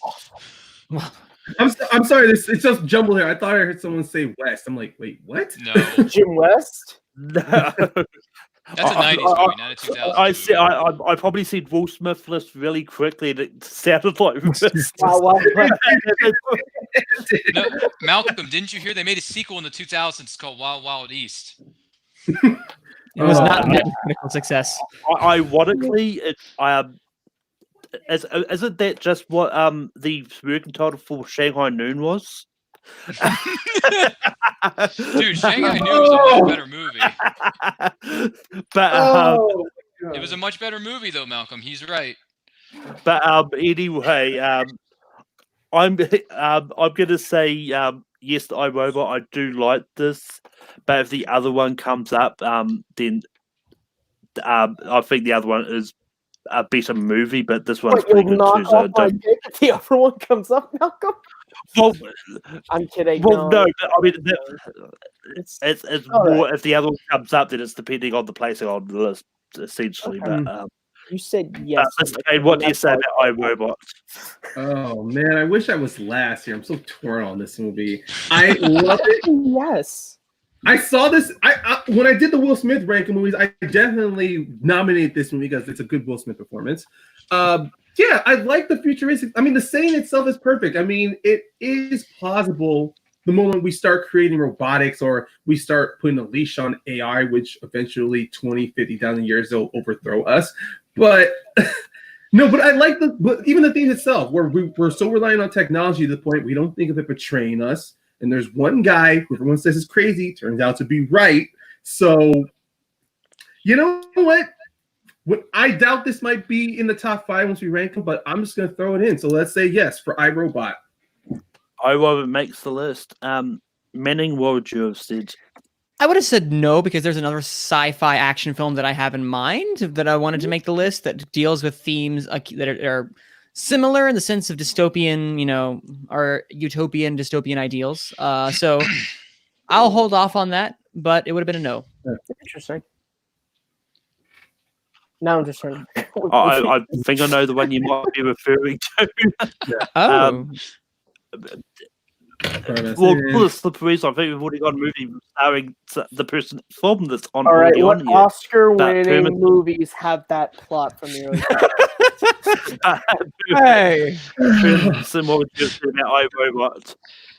I sat down and rewatched this movie a couple months ago, and it does not hold up very well. It is not that good of a movie. It's fine. It's entertaining for what it is, but it is not as great as I remember it 10,000 years ago when it first came out. So unfortunately, I would have said heck no. There are way better action movies and way better Will Smith movies in this one, so it would have been a no for me, man. But yeah, so we've got 2 spots remaining. Manning, can you fill up one of those spots? I will sure try, Malcolm. You know what? I might as well just give it a try and see what happens if I bring it up to you guys. But there's one that came out, I believe, in 2002. And this is one directed by the great Steven Spielberg himself, and one that kind of makes commentary upon the surveillance state. This is Minority Report. Minority Report, to me, is probably one of his most underrated films. Saw it last year for the first time, and I decided just to have a Steven Spielberg watch through. Minority Report does a great thing of being able to have these emotional stakes, while at the same time, these great, fun action set pieces. He's running across the city trying to find and right a wrong that hasn't happened yet. And it does a great play on those ideas of utopian and dystopian, makes us question the ideals of what does it mean to be safe and what does it mean to be change your fate and change your future. So I'm going with Minority Report, and it is considered an action film. Literally everything I have looked at has said it as such. Oh my god! Oh, I wasn't disputing that. This was the one I was referring to. I thought you were going to be picking up. Yeah, I love it. But Permison, what do you say about Minority Report? It took me a long time to really sit down and watch this movie. I've heard so much about it over the years, but I did sit down and I did watch it all the way through, so I am allowed to comment on this film. Every director has good days and they have bad days. This was a bad day. This is not a very good movie. It is not a good Spielberg movie. This is one of the 2 worst Spielberg movies that I've ever seen in my life. This and Lost World Jurassic Park can go jump off a cliff for all I care. They are not very good movies. Minority Report, I was expecting certain things and I didn't get them. Like, what is this movie? This movie is just a bunch of guys running around like just jibber jabbering with a few action sequences thrown in there and a guy wearing an invisible glove. I don't know what's going on. It's not a very good movie. I've seen movies that deal with these issues 1,000 times better than what Spielberg did with Minority Report. So it's a heck no, man. There are way better action films in the 2000s than this one. Disagree wholeheartedly, but that's your opinion. Matt, what do you say about Minority Report? Look, Manning brings up my boy Spielberg, my favorite director of all time. My boy Cruise, whom I love. I love Cruise. They did a movie together. Of course I fucking love Minority Report. It's kind of like it feels very much like Spielberg in 1993 watched Fugitive and went, I could set this in the future. Which he did. It's very much it's again Fugitive is far superior film, but it's a great movie. I think I think it's a really interesting discussion, particularly with how the police force is handled. With like, can you be blamed for something you didn't do just because you think of it? If you don't perform is just the thought of performing the act as bad as performing the act? Can you be arrested essentially and killed just because you are thinking about robbing a bank? Again, Tom Cruise is great in it. I think it's just a fun movie. It's certainly one of those. I throw into the category of just like, and maybe it's just because of when I've watched it, but like rainy day movies. Like it's one of those movies that I like to just like, it's a rainy day, it's a Saturday afternoon. I just like to rent Minority Report since I sadly don't own it yet. So yeah, definitely definitely a yes for me. All right. But yeah, I think Minority Report is fine. That's like if we're doing a top 12 Steven Spielberg movies, it wouldn't make the list. I'm just gonna have to say no to this. I'm not a big fan of Minority Report. Wow. Finally, somebody who speaks English. It's very shocking that you don't like my movie. You think Lost World is one of his worst. I disagree with you on that, Ryan. So it's not that good, dude. It's not. Jurassic Park is the only movie that happened. The sequels never happened. Oh, come on. But it's down to Mr. Payne. What do you say about Minority Relieve us from this pain and say no. Keep saying his name, and all I'm thinking about is Rocky 3 because I have a one-track mind to those movies. It's just prediction. Pain. What's it gonna be, Ryan? I'm sorry, Ryan. But Matt, give us your thoughts. Matt, you were Nostradamus because pain is what's coming, and I'm sorry, this is a no for me.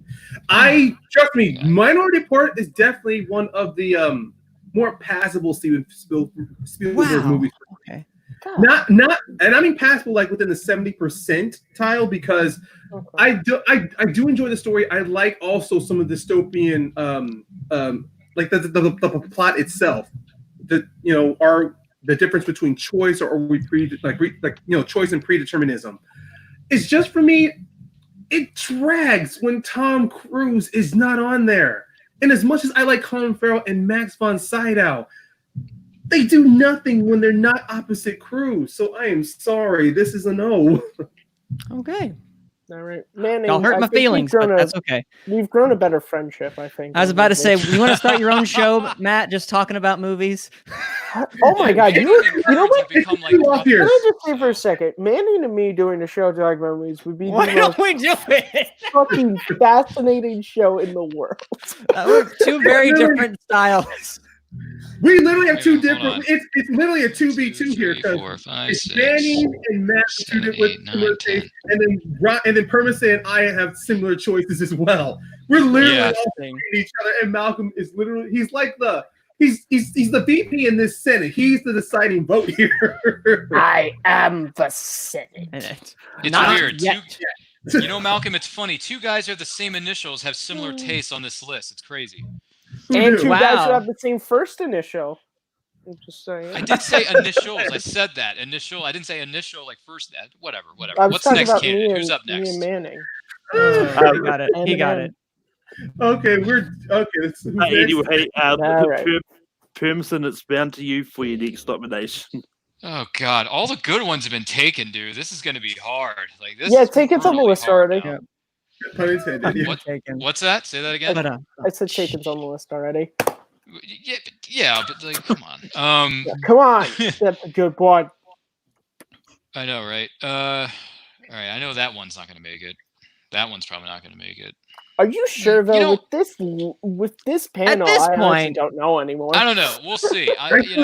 You know what? I'm gonna swing. You know what? With this pick, I'm gonna swing for the fences. It's probably not gonna make the list, but I'm gonna swing for the fences with it anyway. This to me is, although I enjoy the first one of the other franchise, this movie in this respective genre just did it just a little bit better.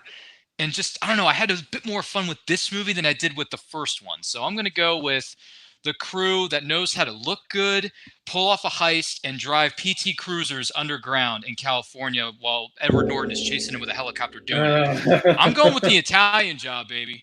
The Italian Job is a good soundtrack. It's got a cool as ice looking cast. Charlize Theron is in there, driving her car, kicking tail, taking names, punching Edward Norton in the face at the end. Spoilers if you haven't seen the movie yet. Edward Norton as the villain. Hey, you still got Statham in there, dude. You got Statham in there. So I'm going with a cool as ice crew of The Italian Job from 2003. What do you guys say? Matt, what do you say about The Italian Job? What I say, Cool as Ice is a fucking terrible movie, guys. But Vanilla Ice is so 90s. And I've never seen The Italian Job, but you know. Dude, you've never seen. Wow. All right, more homework for you then. I've seen The Italian Job. It's a no for me. Nah. Mr. Payne. Man, I gotta tell you, Mos Def, he was fantastic. You left out Mark Wahlberg there, man. You talking about Charlize Theron punching Edward Norton in the face. Mark Wahlberg doing that, and it's like, oh, Tobias, ain't know what I say, so buddy. I'm Mark Wahlberg. I can do whatever I want in this movie. I'll drive a Mini Cooper. I don't care. I'll crack a safe. I'll blow something up. I do what I want because I'm Mark Wahlberg. Yeah. What are we talking about? Are we cracking safes? I love cracking safes. I used to do that. Do you guys know? I used to be a real life criminal, and then I became an actor and a rapper. Feel it. I blew up first as a rapper, you know. I'm sure my following singles didn't do good, but I still get that royalty check from that vibration. So good, yeah, man. right? I was ripped. I produced Entourage, okay? And I'm gonna go talk to a dog. I don't care. Before we start going more into this Mark Wahlberg off, oh my god, I do like this movie. I enjoy it, but the action doesn't come until for me later in 2/3 into it, so it's just not enough. I am so sorry, Ryan. I love the choice, but regarding this list here, it's just not enough. Manning, what you have said about The Italian Job? I thought you were talking about the one with Michael Caine from 1969, and I'm like, we can't do that one. When he says Charlie yeah, I haven't seen the new one. I surprise. Man. It's just I've seen an older movie. What do you know? Dude, you got some homework to do tonight, Manning. Listen. The 90s are a big listen. I've seen a lot of the old films. You guys make a lot of jokes, but there's founded base. I missed a lot of 90s and early 2000s, so I watched some for this. Italian Job was not one of them. So all right, well, you got some homework to do then. The late 90s and early 2000s was pretty much like in cinema. They're in their midlife crisis. They're trying to figure out what they were. It hit so much, it didn't hit for everyone else. All right, hey, I swung for the fences. It didn't work out. It happens. But yeah, I'm going to take another swing for the fences. I know what one person is probably going to say about this movie. It's what the other ones are going to say is what's going to make this interesting. I'm going to delve back into the superhero realm. And before this guy was another iconic superhero in the 2010s. He was Daredevil. I'm bringing up I have a lot of fun with Daredevil. I think this is a good movie. Ben Affleck is great, and I really do love the action scenes in this. And yeah, it's just a really fun movie. Mr. Payne, what do you say about Daredevil? Oh my god! The director's cut is much stronger than the theatrical release version, but. Oh my god! Honestly, before I retrofitted my personal list, I had 8 superhero movies. Daredevil didn't make the cut on that one, and it definitely didn't make the cut on my revamped list. So, as much as I like watching the director's cut version, but if we're going to go with the theatrical cut, it's a no. Manning, what do you say about Daredevil? Malcolm, I love you. You're awesome. It's a no. Yeah. It is a no. Permison. Yeah, here's the thing. Once upon a time, I was young and I was naive, and I didn't know what a great movie was back then. So I went in seeing this movie in theaters. I thought, oh, this is cool. This is Daredevil. I never heard of this character, but I like it. I like it. You got Elektra. Jennifer Garner, you look great, lovely. You look fantastic. Bullseye throwing things that kill people automatically. Seriously? You're kidding me. Kingpin, I remember you from the animated 94 Spider-Man series when Fox yeah. Kids was a thing. That was hashtag like a boss.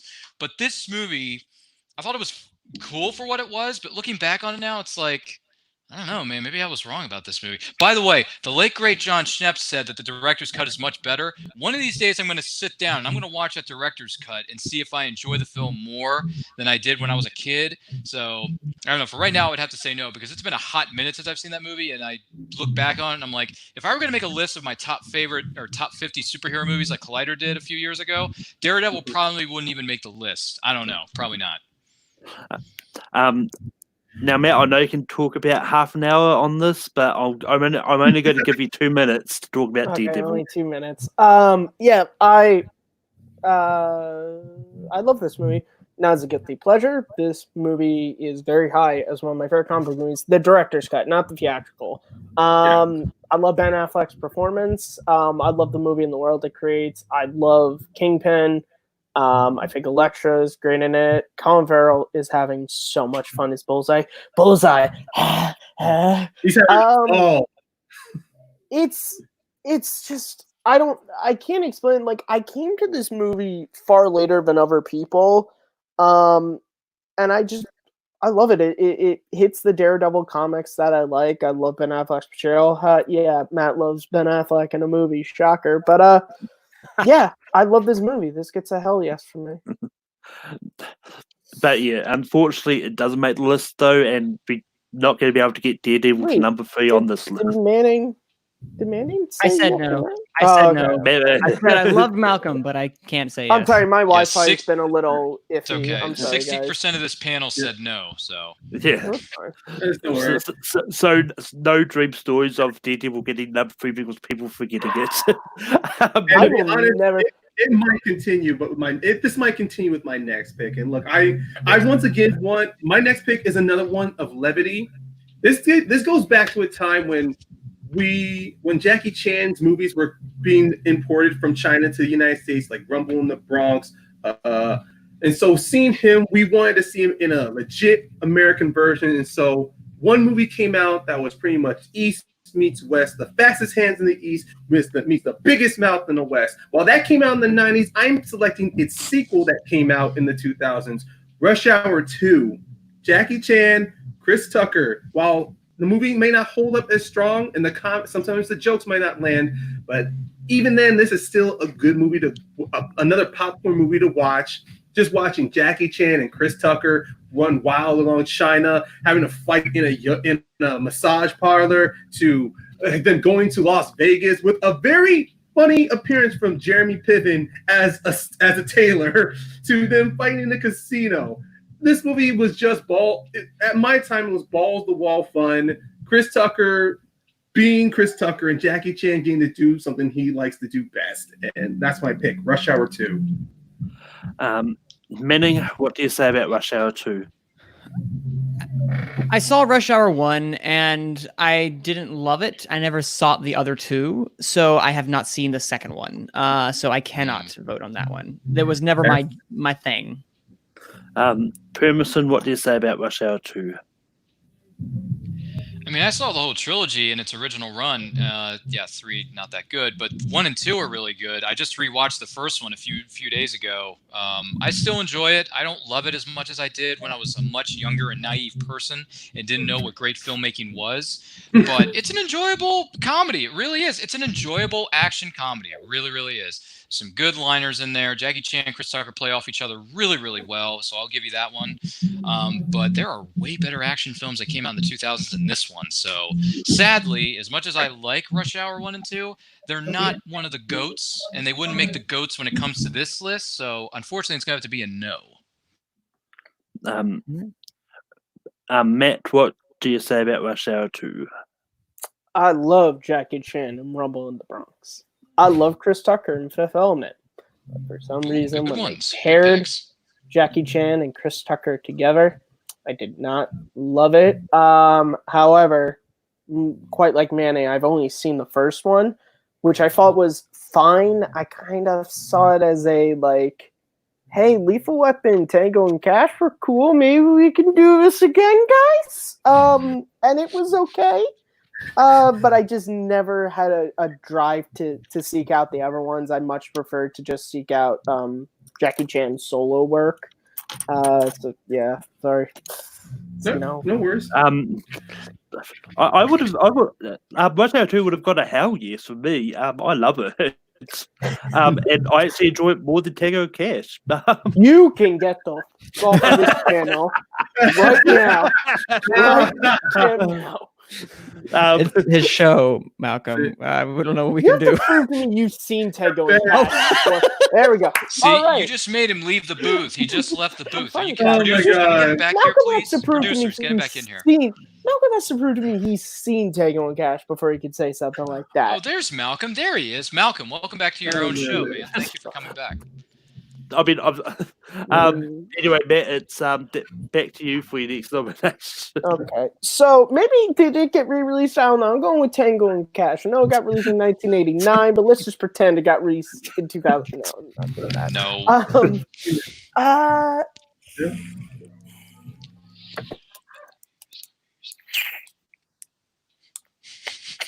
Okay, I'll just go with this one.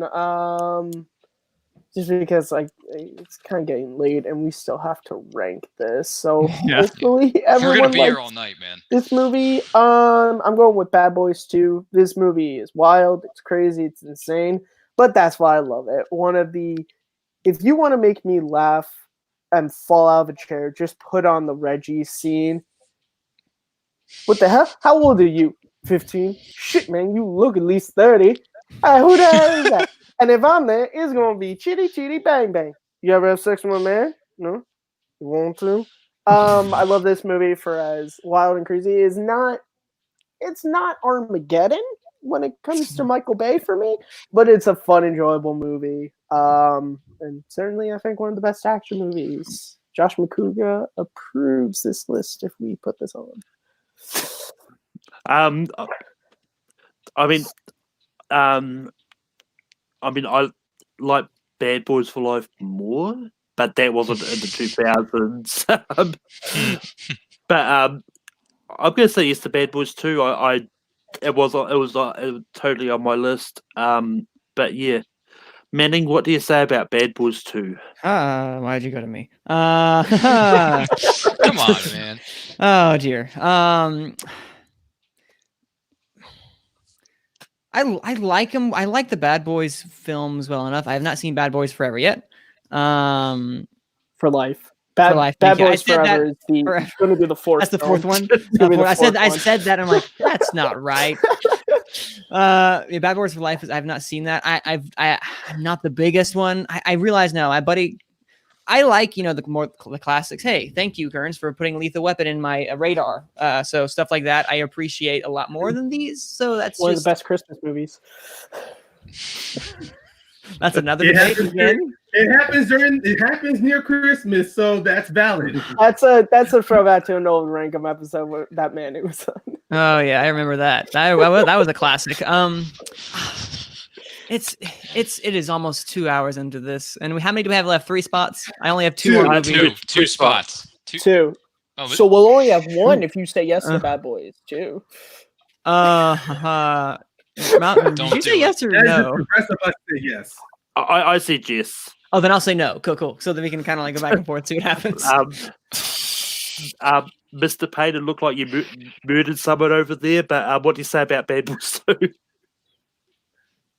I love the first Bad Boys. I love Martin Lawrence and Will Smith as a duo. They were fantastic. Those two were my dudes. I followed any movie they did early 90s after Bad Boys. It's just this replaced the heart with nothing but lame jokes that didn't work when it was released. It still doesn't work on rewatch, so that's a no for me. I'm still not a fan of Martin Lawrence being the consistent joke. He gets shot in the ass, and now he can't get hard. Are you kidding me? There are better jokes to do with Martin Lawrence than that. And also, I still hate that scene when they're at an electronics store. They get an employee in trouble because they're trying to do their job, and they don't even try to save his ass. So no, Michael Bay can screw himself. I never forgave him after Bad Boys 2. Permison, you're the decider to vote on this. What do you say about Bad Boys 2? You forgive Michael Bay? No. Benghazi and Pain and Gain has definitely won in favor, but I still haven't forgiven him. Wow. Yeah, I've seen 2 of these 3 movies. I mean, I don't know why they waited 30 years to make a sequel that nobody was clamoring for except some dude named Josh McCouga. But I mean, nobody in their right mind was clamoring for a trilogy to this thing. And by the way, Hollywood, nice job with the title, Bad Boys for Life, when it should have been the title of the 4th one if you ever got to that point. Way to mistitle your own movie. Man, Hollywood's made so many mistakes. Bad Boys 2, I don't care for these movies. Like, I watch them, they're fine. Like, if it's a Friday night, you got nothing better to do, you can pop them on, they're fine, but they're not GOAT material. They're not even in the ballpark. So as much as I respect Will Smith and I respect Martin Lawrence for their talents and what they've accomplished in different parts of their careers, no. Bad Boys 1 is better than Bad Boys 2 in that regard. So for that, I'm going to have to say, heck no, there are better films than this. For the record, I actually had to fact check this. Bad Boys for Life is currently the #1 movie worldwide in the box office. Because it was released in January. People were clamoring for it, huh? And nobody January cares. release. Nobody cares.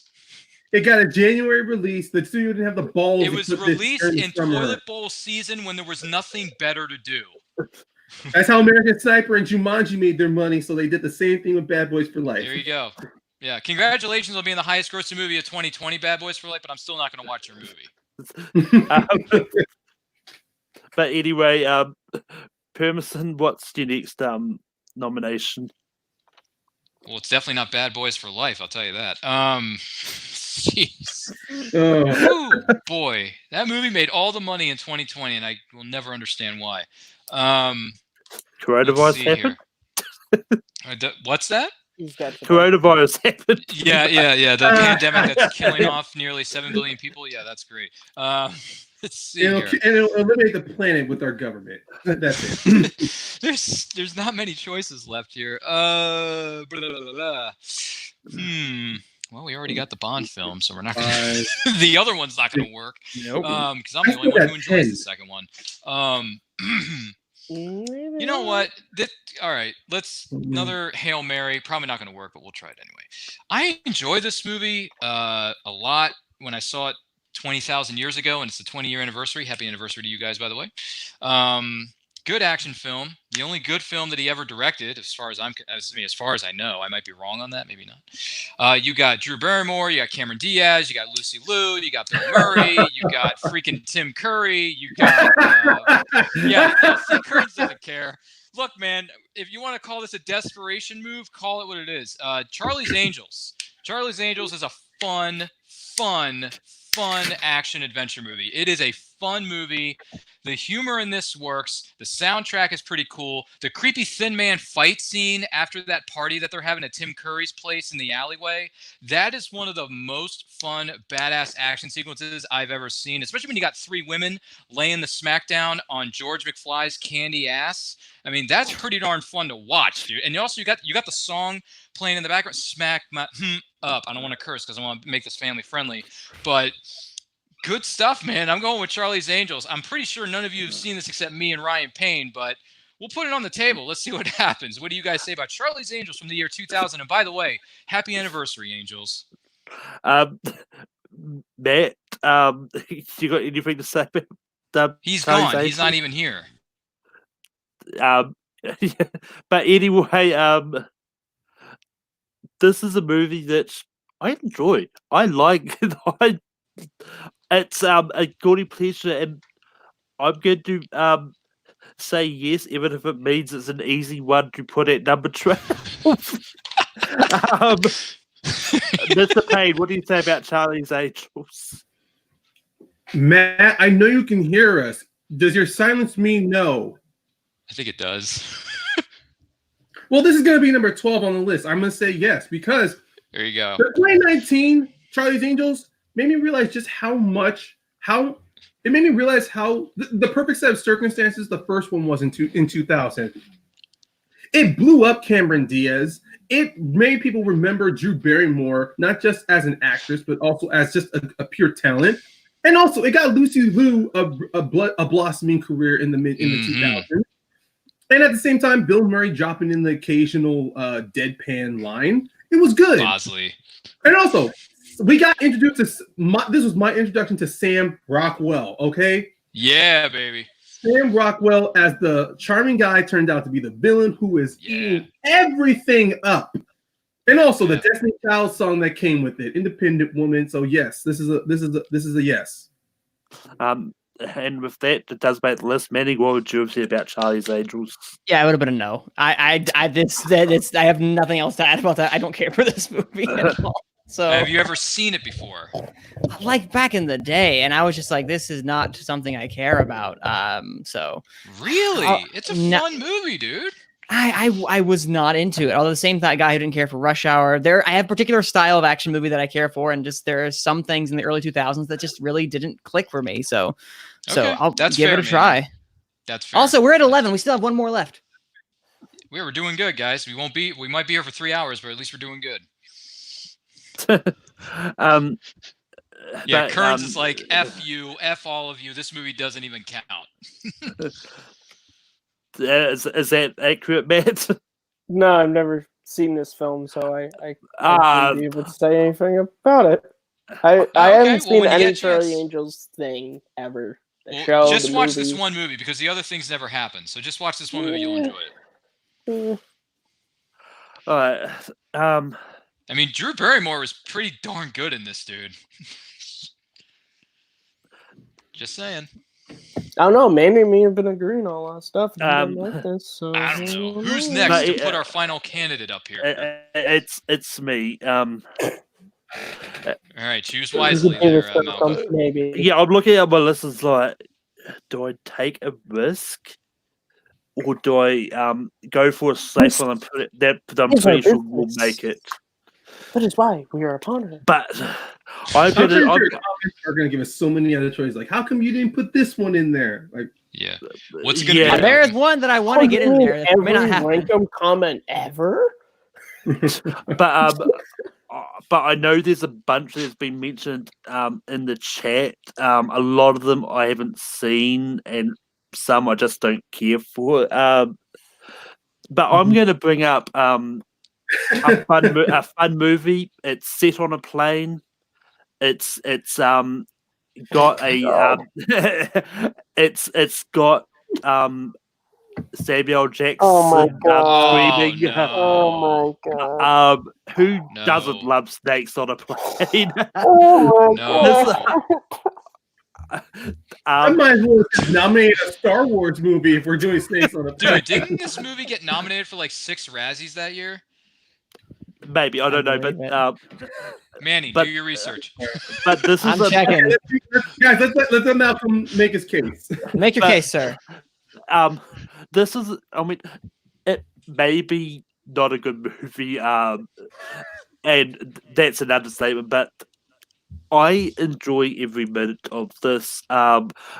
This is one that reminds me of a very cheesy 80s movie made in the 2000s. And I just find it a lot of fun. And even though sort of I came to action movies really late, as I said last week, but I've also seen a few of the 80s one, the cheesy 80s ones, and I do enjoy that as well. But so I think this is a fun movie. I don't have a problem with this not made in the list. I just want to talk about it because I don't often get a chance to talk about it.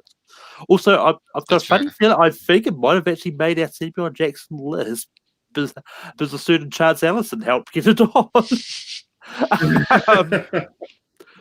But Mr. Payne, what do you think about Snakes on a Plane?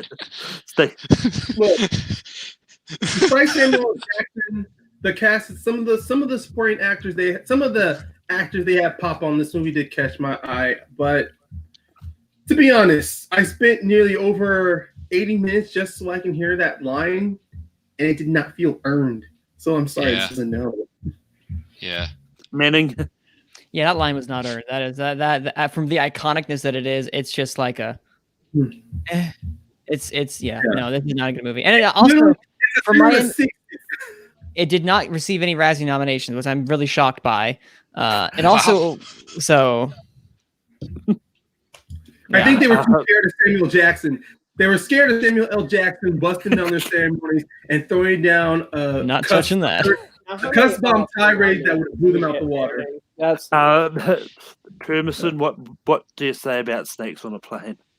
Look, Malcolm, buddy, I respect you. I like you. We're good friends. You bring me onto a lot of these shows that I love to keep coming back to. But man, I was there, man. I was there. I was in the theater to see this movie, and I thought, okay, this movie was fun. It was fine, but it wasn't the GOAT it wasn't like the greatness that I thought it could have been. I mean, I wasn't expecting Oscar. I wasn't expecting Shakespeare, but it was like I was expecting a certain thing with this movie, and I didn't really get it to a certain extent. So, as much as I like the song by was it Starship Enterprise, Starship, whatever the hell that band is. Come on, I'm ready for it. Come on, bring it. Like, I like that song, but that's about it. That is all I like from that movie. So it's gonna be a no, Malcolm. Snakes on a Plane, it gets points for originality, one of the more original films we've seen in the last 50 years, but it's not one of the GOATs. So unfortunately, it's gonna have to be a no. Apparently, there's a 2-issue comic book miniseries based on Snakes on a Plane. why.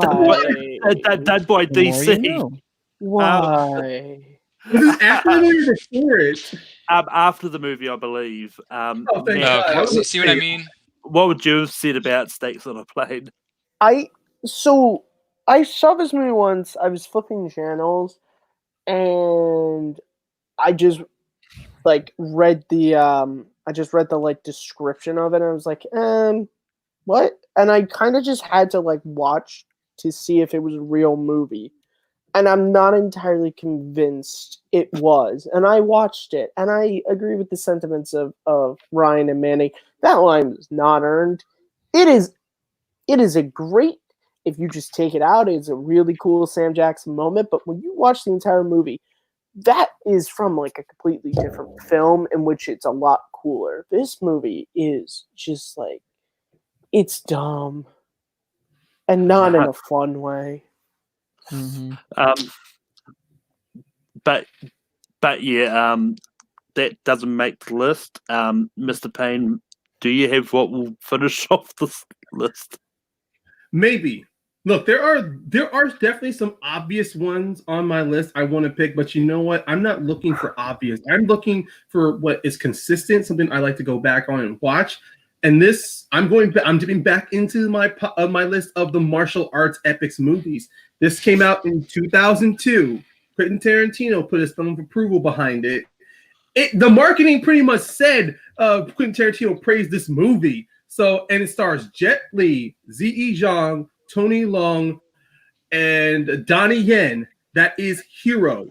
It is a Chinese martial arts epic doing a fictionalized version of the conquering of the wars between that was happening that led to the Qin dynasty that led to the Great Wall of China. Like I said, it's fictionalized. But what works is that it's a storytelling epic from different perspectives of one assassin trying to kill a king and how they're deducing his lie. And every sword fight, every scene between Jet Li and Donnie Yen, Jet Li and Tony Leung, Ziyi Zhang involved. There are so many different choreographies, different variations of action involved that I love it. And the story itself is it's really solid to follow through on. And it does a great use of color palette, how red, blue, green, and white are used to tell the difference between a lie and the truth. So that is my pick, Hero. And I'm pretty sure nobody here saw it. So let's just move on to the next choice. Manning, have you seen it? I've seen it. And I really like it.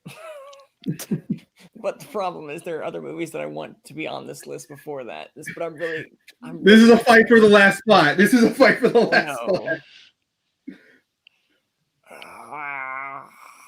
Can I be last? You know what? I'll make it easy on Maine. I'll make him last. We'll just move on to the rest. If he's the deciding vote, okay. If it's just a straight no, I'll hear his opinion. Yeah. Permison, have you been holding out for a hero? Oh, Malcolm. Malcolm. Why did you have to do that? Quote one of my favorite songs of all time by the very beautiful and talented Bonnie Tyler.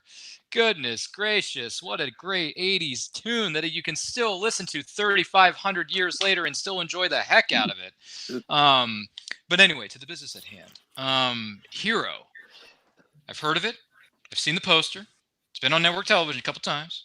Seen 5 or 10 minutes of it, but I've not seen it all the way through. So I've not seen this film, really. I've only seen bits and pieces of it here and there, respectfully. But I've heard good things about it, but I don't know. Haven't seen it, so I'm going to have to say no. Matt, will you be Rankum's hero tonight? Are you fucking no? Am I ever? No. Yeah, I've never seen it. There's so many songs with I believe this movie is on Netflix, so you guys can add it to your queue. Yeah, but see, Mr. Payne, some of us don't have Netflix. Thing to where like I'll see it on Netflix and I'll say I've never seen that movie. I'm gonna watch the movie and they'll be like, "Holy shit, it's on Netflix!" I don't even have Netflix, so I can't even watch it. Okay. I mean, I think I've run out of songs with the word hero in the title. I've just simply not seen it. Okay. You haven't seen it. Yeah. So Manning's Off the vote's not list. going to matter anyway. Yeah. Your option is still on the table. Your choice is still I on the vote yes. Matt, go back to you. So I'm between two. One is not a straight up action movie, and the other one I don't think will make the list. So I guess I'll go with the not straight up action movie just because I think, you know what, never mind. I don't know with this panel. I was going to say I think it has a better chance, but I honestly don't know anymore. I'm going with Collateral. This movie is great. Tom Cruise, one of his best performances. Jamie Foxx is great in this. It's just a really great movie. So yeah, Collateral. This is a movie that I've seen. I do like this movie, and I'm gonna say I'm gonna give it a slight yes, because I do slightly consider it an action movie, and two, we've been going for about almost 2.5 hours. Yeah. Mr. Payne, what do you say about Collateral? Damn it! Oh, wow. This is another movie I'm split on because I saw this movie in theaters with my dad. This was the first R-rated movie I got to watch with my father. He paid for my ticket because we were both up late at night. We decided to go see a movie at 1 a.m. instead of, I don't know, getting some sleep. Whoa. And Jeez. we left the theater at 1 a.m. We got there like around 10. You multiplex Dude, at one? man, you're That's seeing awesome. the movie when the movie takes place late at night, so you are in the movie, dude. Well, this was early San Diego before public transportation stopped after midnight. Sorry, that's a California joke. But other than that, I love this movie. Problem is, when I watched it, I never saw anything of action until the club scene came in with Tom Cruise in that shootout. And even then, every bit of action feels like a character choice. Like the character is making a deciding action or nothing to continue. Honestly, I was more invested in Jamie Foxx and Tom Cruise's journey than I was the action. If this wasn't deciding the last spot on the list, I would say yes, but I'm sorry, this is a no for me. By the slightest of margins. Oh, man. Manning, what do you say about Collateral? I completely forgot about this because in my mind I don't consider it an action film in the traditional sense, as I was saying, like something. Well, yeah, that's like prior. I said it wasn't really a straight up action one. But it's so good. It's And it's the it's last so spot. good. Yes. And there is action in it. Yeah. But Yo, homie, that my briefcase? but it's more of a thriller than it is an actual action film. And I'm looking. I was sitting here the last couple of minutes, literally furiously typing at people's opinions, and of course, Action Movie Anatomy. They went over it. But so Malcolm, you said yes, right? Yeah.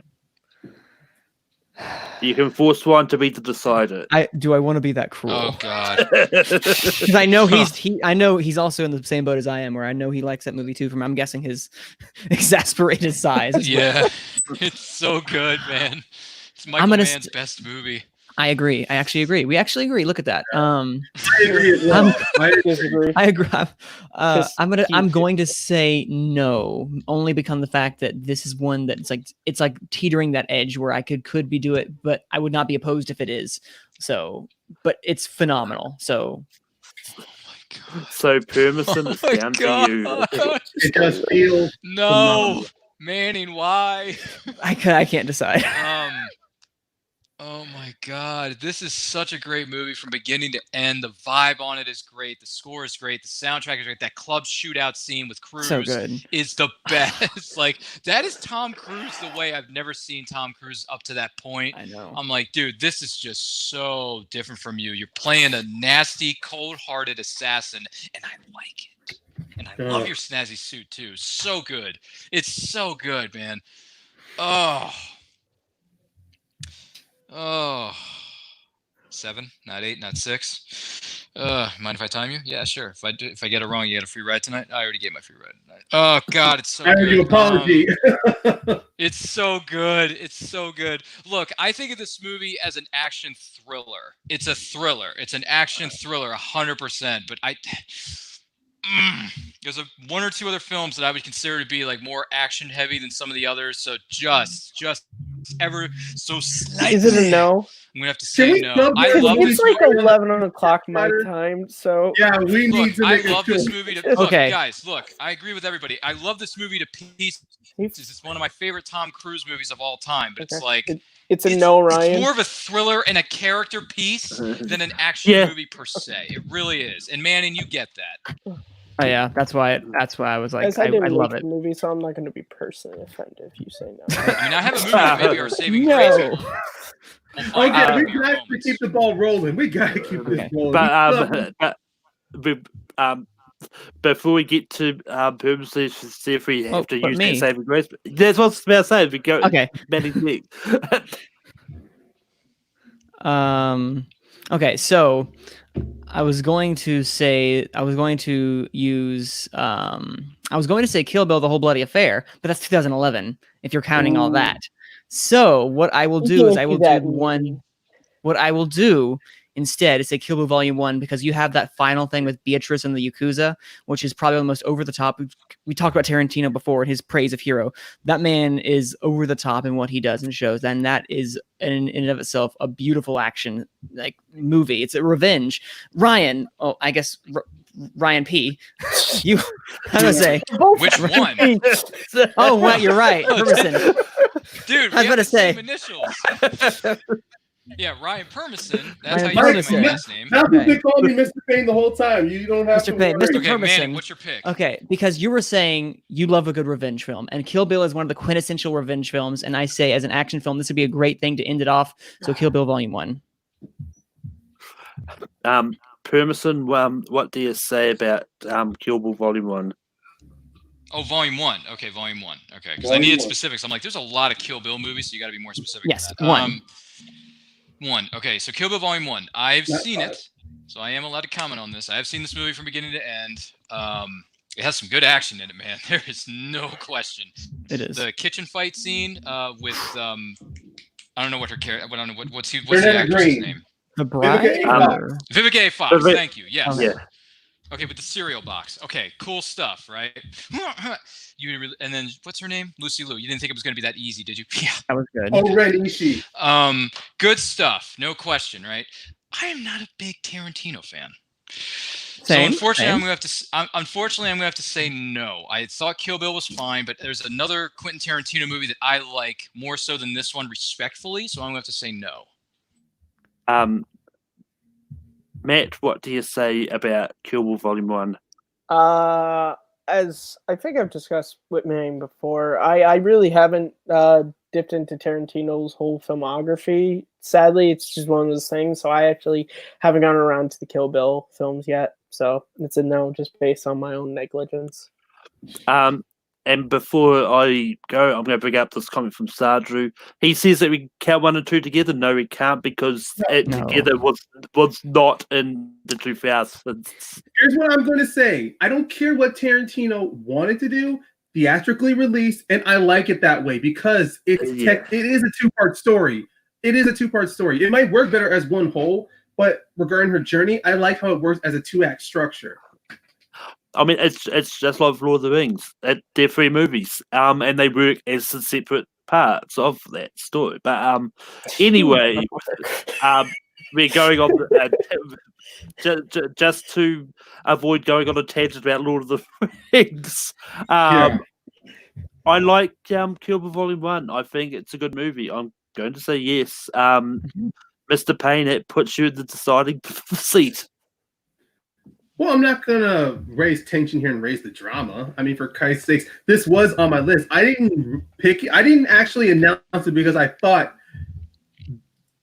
2/3 never saw it or nobody cared about it or someone was going to recommend Volume 2.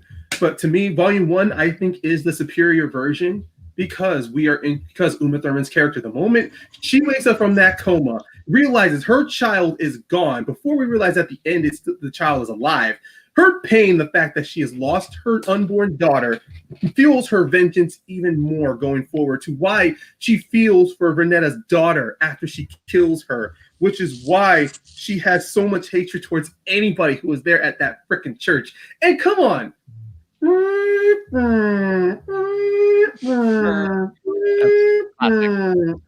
Okay, but let's do this. I'm capping this list off. It's going on. Number 12, Kill Bill Volume 1. And at the 2 hour and 20 minute mark, we have got the 12 list. Jeez Just to Louise. recap for anyone that may have fell during the middle of that, but we've got Mission Impossible 3, The Dark Knight, Born Identity, Casino Royale, Taken, Crouching Tiger, Hidden Dragon, Gladiator, Hot Fuzz, Wanted, I, Robot, Charlie's Angels, and Kill Bill Volume 1, all on the list. Then we get to the part where we get to rank them. So you write down what we want on the board for 12. And yeah. And I like what Stephen said in the comment. Volume 1 is pure action. Volume 2 is more of a drama and character and dialogue driven. So I can get on board with that. But yeah, Mr. Payne, what do you have for 12? Well, for 12, my choice for 12 and for oh god damn it, this thing is not working. Give me a second. That's what happens when I get a gold marker. Okay. My pick for number 12, as much as I appreciate when it was released and the styling choices, ultimately, I'm just going to go Wanted. Wow. Manning. It's also Wanted for me. That's a small dude. That's a small phone, dude. Jameson. Just because I haven't seen it, Hot Fuzz. Mm-hmm. Matt. There's a I honestly just didn't random selection because there's a couple I haven't seen, and I wound up with Charlie's Angels. Charlie's Angels. I also read Charlie's Angels. Jeez, man. Which means Ryan, Wanted or Charlie's Angels at 12? What? We gave him a Sophie Wanted choice. Hold on a second. Wanted, or what was the other one? Charlie's Angels at 12? Charlie's Angels. All right. Well, all right. Charlie, look, happy anniversary, 20 years. Charlie's Angels, we love you. I'm gonna put that at 12. I forgot about Charlie's Angels. I would have actually put that too. It's okay, Manning. It's okay. That was my recommendation for 11, honestly, Charlie's Angels. So it would have been That's that okay. far. That's okay. That is completely understandable. But narrowed down to 11. 11, you say? Okay. Yes.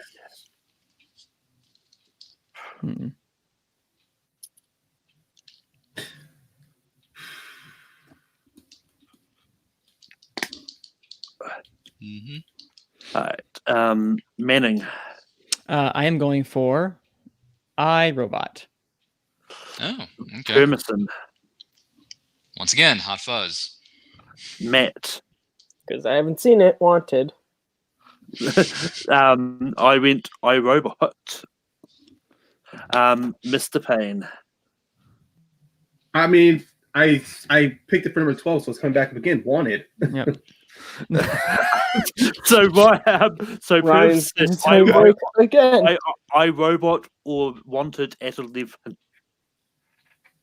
iRobot, of course. Yeah. I forgot about that one too, so I'm like, oh yeah, this is going above Wanted. Yeah, Wanted is 1,000 times better than iRobot. Mm-hmm. Now we're at number 10, gentlemen. Yep. All right. I got it. Mm.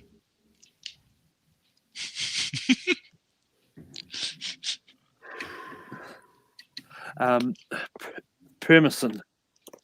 Once again, same song, Hot Fuzz. Matt. Just because I haven't seen it again. Wanted. Let's see it. I'm probably gonna get crucified for this. Gladiator. Oh. Mr. Payne. Once again, Wanted. And just to end the Manning. charade, drum roll. Wanted. Wanted. All right. All right, great. Let's see how the movies here. It's a good movie, though. And Stardrew, when we've got 5 people on the panel, we don't really like. We only need to go to the chat unless it's all no 5 way. as a different movie. Yeah. I think the chat has had enough fun for tonight anyway. I mean, we've had 2 consistent viewers all night. I mean, we've had more sort of in the middle, but we've only got we've always had sort of 2 all the way through. It's like that's been the lowest we've been all night. It's like people they've got 2 people still been watching. So Yeah, they're still awake. Yeah. Thank you. but Matt. Taken. I think no one has a Wow. blind spot for it. Yeah, just feels I like the other ones better. Gladiator. Mr. Payne. I actually went with Hot Fuzz this time. Manning. I went with Taken. Uh-oh. Both Ryans are thinking in sync. Hot Fuzz. Malcolm, it's up to you now. Oh no. On one hand, you got Liam Neeson. On the other hand, you got Simon Pegg and Nick Frost. They can't decide. Do it. Have to. Hot Fuzz. Just say Hot Fuzz. Just take it away. I'm Yeah. not Take it gonna, away. I'm not going to say anything. I'm just going to Oh, he's doing this reveal it again. in due He puts time. in the chat. You're going to the chat. The 2 No, people no. are still No. awake. No, he's gonna reveal the number. Yeah. Good. Thank You you, chat, fucker. for voting correctly with Hot Fuzz. He didn't go to the chat. He put it in the Oh, he put it in a randomizer? No, he No. does the thing to where he doesn't reveal what it is. He just puts it on the list. Okay. Um, Okay. All right. Hold on. But I'm lost. yeah. I'm lost. Okay, so far So- we have Charlie's Angels, iRobot, Wanted, and Hot Fuzz. Ryan. yeah. Mm, So just we yeah, get no, I'm just trying to. yeah. What do we still have? Okay, I got it. Okay. All right, I got it now. Sorry. It's all good. There's a lot of candidates left, man. Malcolm. I've still got that. Mr. Oh, you got Payne, Gladiator? Yeah. What do you have, Mr. Payne? What do you have at 8? Look, I enjoyed him, but he's starting to wear. No, I'm sorry. I'm trying to be like insulting but complimentary. It's not working. I'm just gonna say Taken. Yeah. Oh man, that Manning. hurts. I am Taken. Permison. Gladiator, baby. Matt. Taken is taken. Oh, come on, man. That hurts. Okay. I mean, Matt was the one that put Gladiator on. I didn't expect him to vote it this low. So. God. Okay. Fine, man. Taken is a bit too low. Which I have no idea why it just makes my board. Yeah, I know it's weird, Okay. right? All right. Manning. It is. Oh, too far. Hello, wait a minute. There we go. The Dark Knight for simply being the least actiony. Oh. Wow. Ferguson. Okay. I said Maximus Decimus Meridius. I went Gladiator. Matt. I went Casino Royale. Ooh. I read Gladiator. Mr. There you Payne. go. Maximus Decimus Meridius. All right. There you go. There you go. Was that you froze up for me? Oh. I said Gladiator. Oh, Gladiator. Okay, so let me see. Hold on. Wait a minute. Which means we've got still on the board. We've got Mission Impossible 3, Oh the yeah. Dark Knight, Born Born Identity, Casino Royale, and Crouching Tiger, Hidden Dragon, and Kill Bill Volume 1. Yeah. Oh, yeah. Oh, Kill Bill Volume 1. Oh, shoot. I think I've been voting wrong this whole time. Okay. Okay. Now I got it. But Permison, what do you have for 6? Yeah, I probably would have voted this lower if I had remembered all the titles because there's way too many candidates. Kill Bill Volume 1.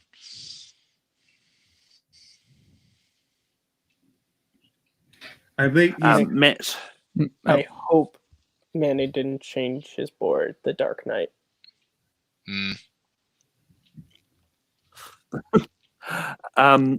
As much as I like Kill Bill Volume 1, it's what I think should be 6. There you go. Thank you, Malcolm. Mr. Payne. I'm the odd man out. I said Mission Impossible 3. Oh, that is a sin. Manning. See, yeah, no. The moment that Ryan mentioned Kill Bill, I totally forgot. So I did change it because I'm like, I forgot we had Kill Bill. So it is Kill Bill. Yep. I forgot So about Kill that Bill's one. on the list. Yeah, Manny and I, we forgot about that. Yeah, because at the very bottom, I scrolled right past everything. Yeah. All right. Moving on to number 5. It's all right. Last time I know. someone forgot about something. There was something was on the list. It got to number 3. No Well, board referencing. At least Kill Bill is in the bottom 12, or in the second half of the, or no, almost. Whatever. I don't even know what to say anymore. I don't know. It's slightly by the top 5. It's slightly the top 5. Yeah. It's not in the top 5. Let's just put it that way. I would have totally Matt, what do you switched have this. for 5? Dark Knight. Mm-hmm. Yep, Dark Knight is what I've got. Mr. Payne. I'm still sticking with Impossible 3. Oh God, how dare you! Manning. No, now I'm going back to the dark. Wait, there we. All right. Dark Knight. There we go. There it is. Dark Knight. I just think Dark Knight's better than Mission Impossible 3 in my opinion. That's why. So what do we have left? Mission Impossible 3, Born Identity, Casino Royale, and Crouching Tiger, Hidden Dragon. Oh, that's now it's Mission Impossible 3, Crouching Tiger, Hidden Dragon, and Casino. Okay. And Born Identity. Yeah. Yep. Got it. Took me a second, but I got it now.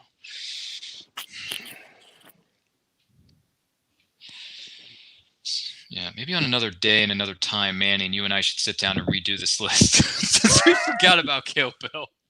I mean, it wouldn't be too much of a bit difference, but it would change a couple things. Yeah. I mean, in saying that, even if you put Kill Bill earlier, who knows what would have it would have still tied with something else. So I don't know. I've for as much as I do enjoy it, Mission Impossible 3. No. Mr. Pain. No, Stop. You're finally on the train. Mission Impossible 3. no, you guys are crazy. Manning. No, it is the Casino Royale, actually, for me. Permison. Oh, you're all wrong. It's Born Identity, you guys. The three. Matt. I wanted it way lower, but I guess I'll deal with Casino Royale. So, Permison, Casino Royale or Mission Impossible 3? I'm going to recommend it again. God. So- Wait a minute, hold on a second. Casino Royale or Mission Impossible 3 at number 4, right? Yes. Casino Royale or Mission Impossible. Oh my God. All right, forget it. Casino Royale at number 4. There we go. Yeah, I'll put Bond at 4. All right, so we have. I mean, we all know how big that was for Ryan because he did say that it's his favorite of the Craig era. Yeah. Just shows you how good MI3 is. It is a good film. It is. So we have. What do we have left? Crouching Tiger, Casino Royale, or not Casino Royale? Born Crouching Identity. Tiger, Born Identity, Mission Impossible 3. Was Born Identity, Mission Impossible 3, and what was the other one? Crouching Crouching Tiger. Tiger Hidden, yeah. Oh, okay. Born Identity. Got it. But Mr. Payne, what do you have for 3? You guys even got to ask. Oh, Manning. God, you are so wrong. See, now because Don't- now we're down don't- the wire. Don't. Right, Mission Impossible 3. Oh, Sorry. well, Manny, what is wrong with you? I like the other two just a little more. It didn't come out of the earth. Permison. Born Identity again. Gee whiz. Matt. It doesn't fucking matter. I have Born Identity, but Malcolm didn't change his board, so. Are you sure about that? Oh, God. No, we didn't. Yeah. Well, Malcolm, this is not the time when you would choose to not be you on Breakup. I mean, there's nothing against it. I just like the other It's- two more. It's fine. It's all good. I don't know what's going on anymore. Oh my God. Mission Impossible 3 at 3. How ironic. How ironic for you, Tom Cruise. Instead of voting for number 2, we're going straight to number 1. So it's okay. Crouching So Tiger. it's what either was the other one? Crouching Crouching Tiger. Tiger or Born. Very different movies. I'll say Manning. Okay. All right. This yeah, I would have changed a couple things on my personal list if I were doing this, but There's definitely things I would switch around on here. look at Manning holding up that phone like his life depends on it with that wiggly squiggly Manning, he's doing. what do you have for number 1? Number 1, because I totally forgot we had to do number 1, but I changed it just in time. It is Born Identity. Okay. Born guy. I went the opposite direction and gave people flying on trees with swords. Crouching Tiger, Hidden Dragon is number 1 by Ang Lee. 100% fair. Matt. This was really difficult. I ended up going with Born because I think it's more along the lines of a straight up action film than Crouching Tiger. I went to Crouching Tiger. Oh. Dude. I'm going to put everybody out of their misery. I wrote this on number 1 before we even started. Crouching Tiger, Hidden Dragon. That is There fair. you go. That's fair. Let's give Ang Lee some props. Yes. I love Born Identity, but honestly, I forgot about it. I would have put it at number 6 and then maybe had Kill Bill or Gladiator in the top 5. Dude, Crouching Tiger made you believe that you can fly. Like, honest to God. Like, I thought I could fly with my sword. I don't think it made me do that, but No. Crouching Tiger Dude, I was... made me pester you my lived in my parents. neighborhood, I'd be flying on all the trees right now. I'd love to see that. Yeah. Leaping off branches like they're trampolines, man. I mean, it was just majestic. Running up walls to fight people, handling bow staffs, using katanas as if it was a wiffle ball bat. Come on. But yeah, Great list, after guys. almost 2 hours. But after almost 2 hours and 40 minutes, we have made a top 12 list of the action movies of 2000. Woo! Just to recap these 12, At number 12, we got Charlie's Angels. At 11, we've got iRobot. At 10, we've got Wanted. At 9, we got Hot Fuzz. At 8, we got Taken. At 7, we've got Gladiator. Too low. At 6, we got Kill Bill Volume 1. At 5, Way we've too got high. The Dark Knight. At Way too 4, we've high. got Casino Royale. At 3, we've got I would have had that too. Particularly Mission Impossible 3. At 2, we got Born Identity. And at number 1, we had Crouching Tiger, Hidden Dragon. Why have we have? I don't know where Dragon's Den came in or the King part. I don't know where that happened. Listen, making a Tiger King joke over here. Oh. It really was. I couldn't resist. Oh my God. But the poll is up for next week's show. At the moment, I believe it is tied between comedy TV shows and acting performances in DC movies. So it's going to come down to the wire. But Mr. Payne, where can people find you online? People can people can hit me up on my Facebook page, Ryan Payne. I mean, you can private message me. You guys can tell me how much you didn't like my picks or what other suggestions you wanted. I also have I have a letterbox profile. I don't go on it often, but when I do, I try to give a very good opinion or at least something honest about movies I watch on Letterboxd under my handle Valentine316. And if anyone's into trivia matches, people can check me out at the different trivia leagues, Multiplex, Warzone, Movie Trivia Face Off, those such and such. Or heck, Alex, get me back on Schmobates. I'd love to be back on Schmobates, Alex. I don't know if you're watching this. I want my win back from you, Ryan. But Matt, where can people find you online? You can find me on Twitter at Cine_Man. That's CINE_MANN. And right now I'm currently editing Gone with the Wind, so you can see that tomorrow, whenever it gets up, sometime tomorrow, on both Apple Podcasts, Spotify, where you can never find podcasts, and YouTube. So look out for that because I'm still working on it right now. Permison, where can people find you online? This has been a fun show, gentlemen. Thank you for having me on, Malcolm. Thank you for everybody for having me on. You can find me on Twitter and Instagram at RyanRPM5. Check out my podcast. It's called The Nerdcast, where I review movies, both past and present, or lack thereof, because of the pandemic. But you can find it on Apple Podcasts, Anchor, Google, Spotify, wherever you download your podcast. You can find me there. You can also check out our YouTube channel known as Nerd Culture on Twitter and Instagram at It's Nerd Culture. And you can find us on YouTube. Like, comment, subscribe, do all that stuff. And you can catch me competing in the various fan movie trivia leagues in and around the world of cyberspace. And also, we have a brand new show coming your way very soon on Take 3. It's called What Should Have Happened with Manning and Ryan. We're gonna redo all the lists of all 50,000 episodes of what has gone down so far in the history of Take 3 Productions. And I'm just pitching this in the sales meeting right here now in front of 20,000 people who are watching this live on air at home right now. So Take 3 Productions, take it as you will. But other than that, we'll get anywhere back and everywhere, and I got a whole bunch of stuff coming your way very soon, so stay tuned for that. And also follow me on Letterboxd at letterboxd.com/RyanMovieBuff. You can find me there. Other than that, thanks for having me. By the way, stay safe, stay strong, stay healthy, stay home. We're going to make it through this, and I'll see you guys next time. And now Bill with the weather. We can find you online. Right. Ryan, we love the Moxie. We will get back to a decision on May 32nd. So be waiting. We'll get back to you on when that. the third season of Take 3 comes out. You guys as always can find me at Kearns_Matthew on Twitter, MattMovies611 on YouTube and WordPress, right here as host of Second Look. And that's pretty much it. I did not expect this to be 3 hours. Me neither.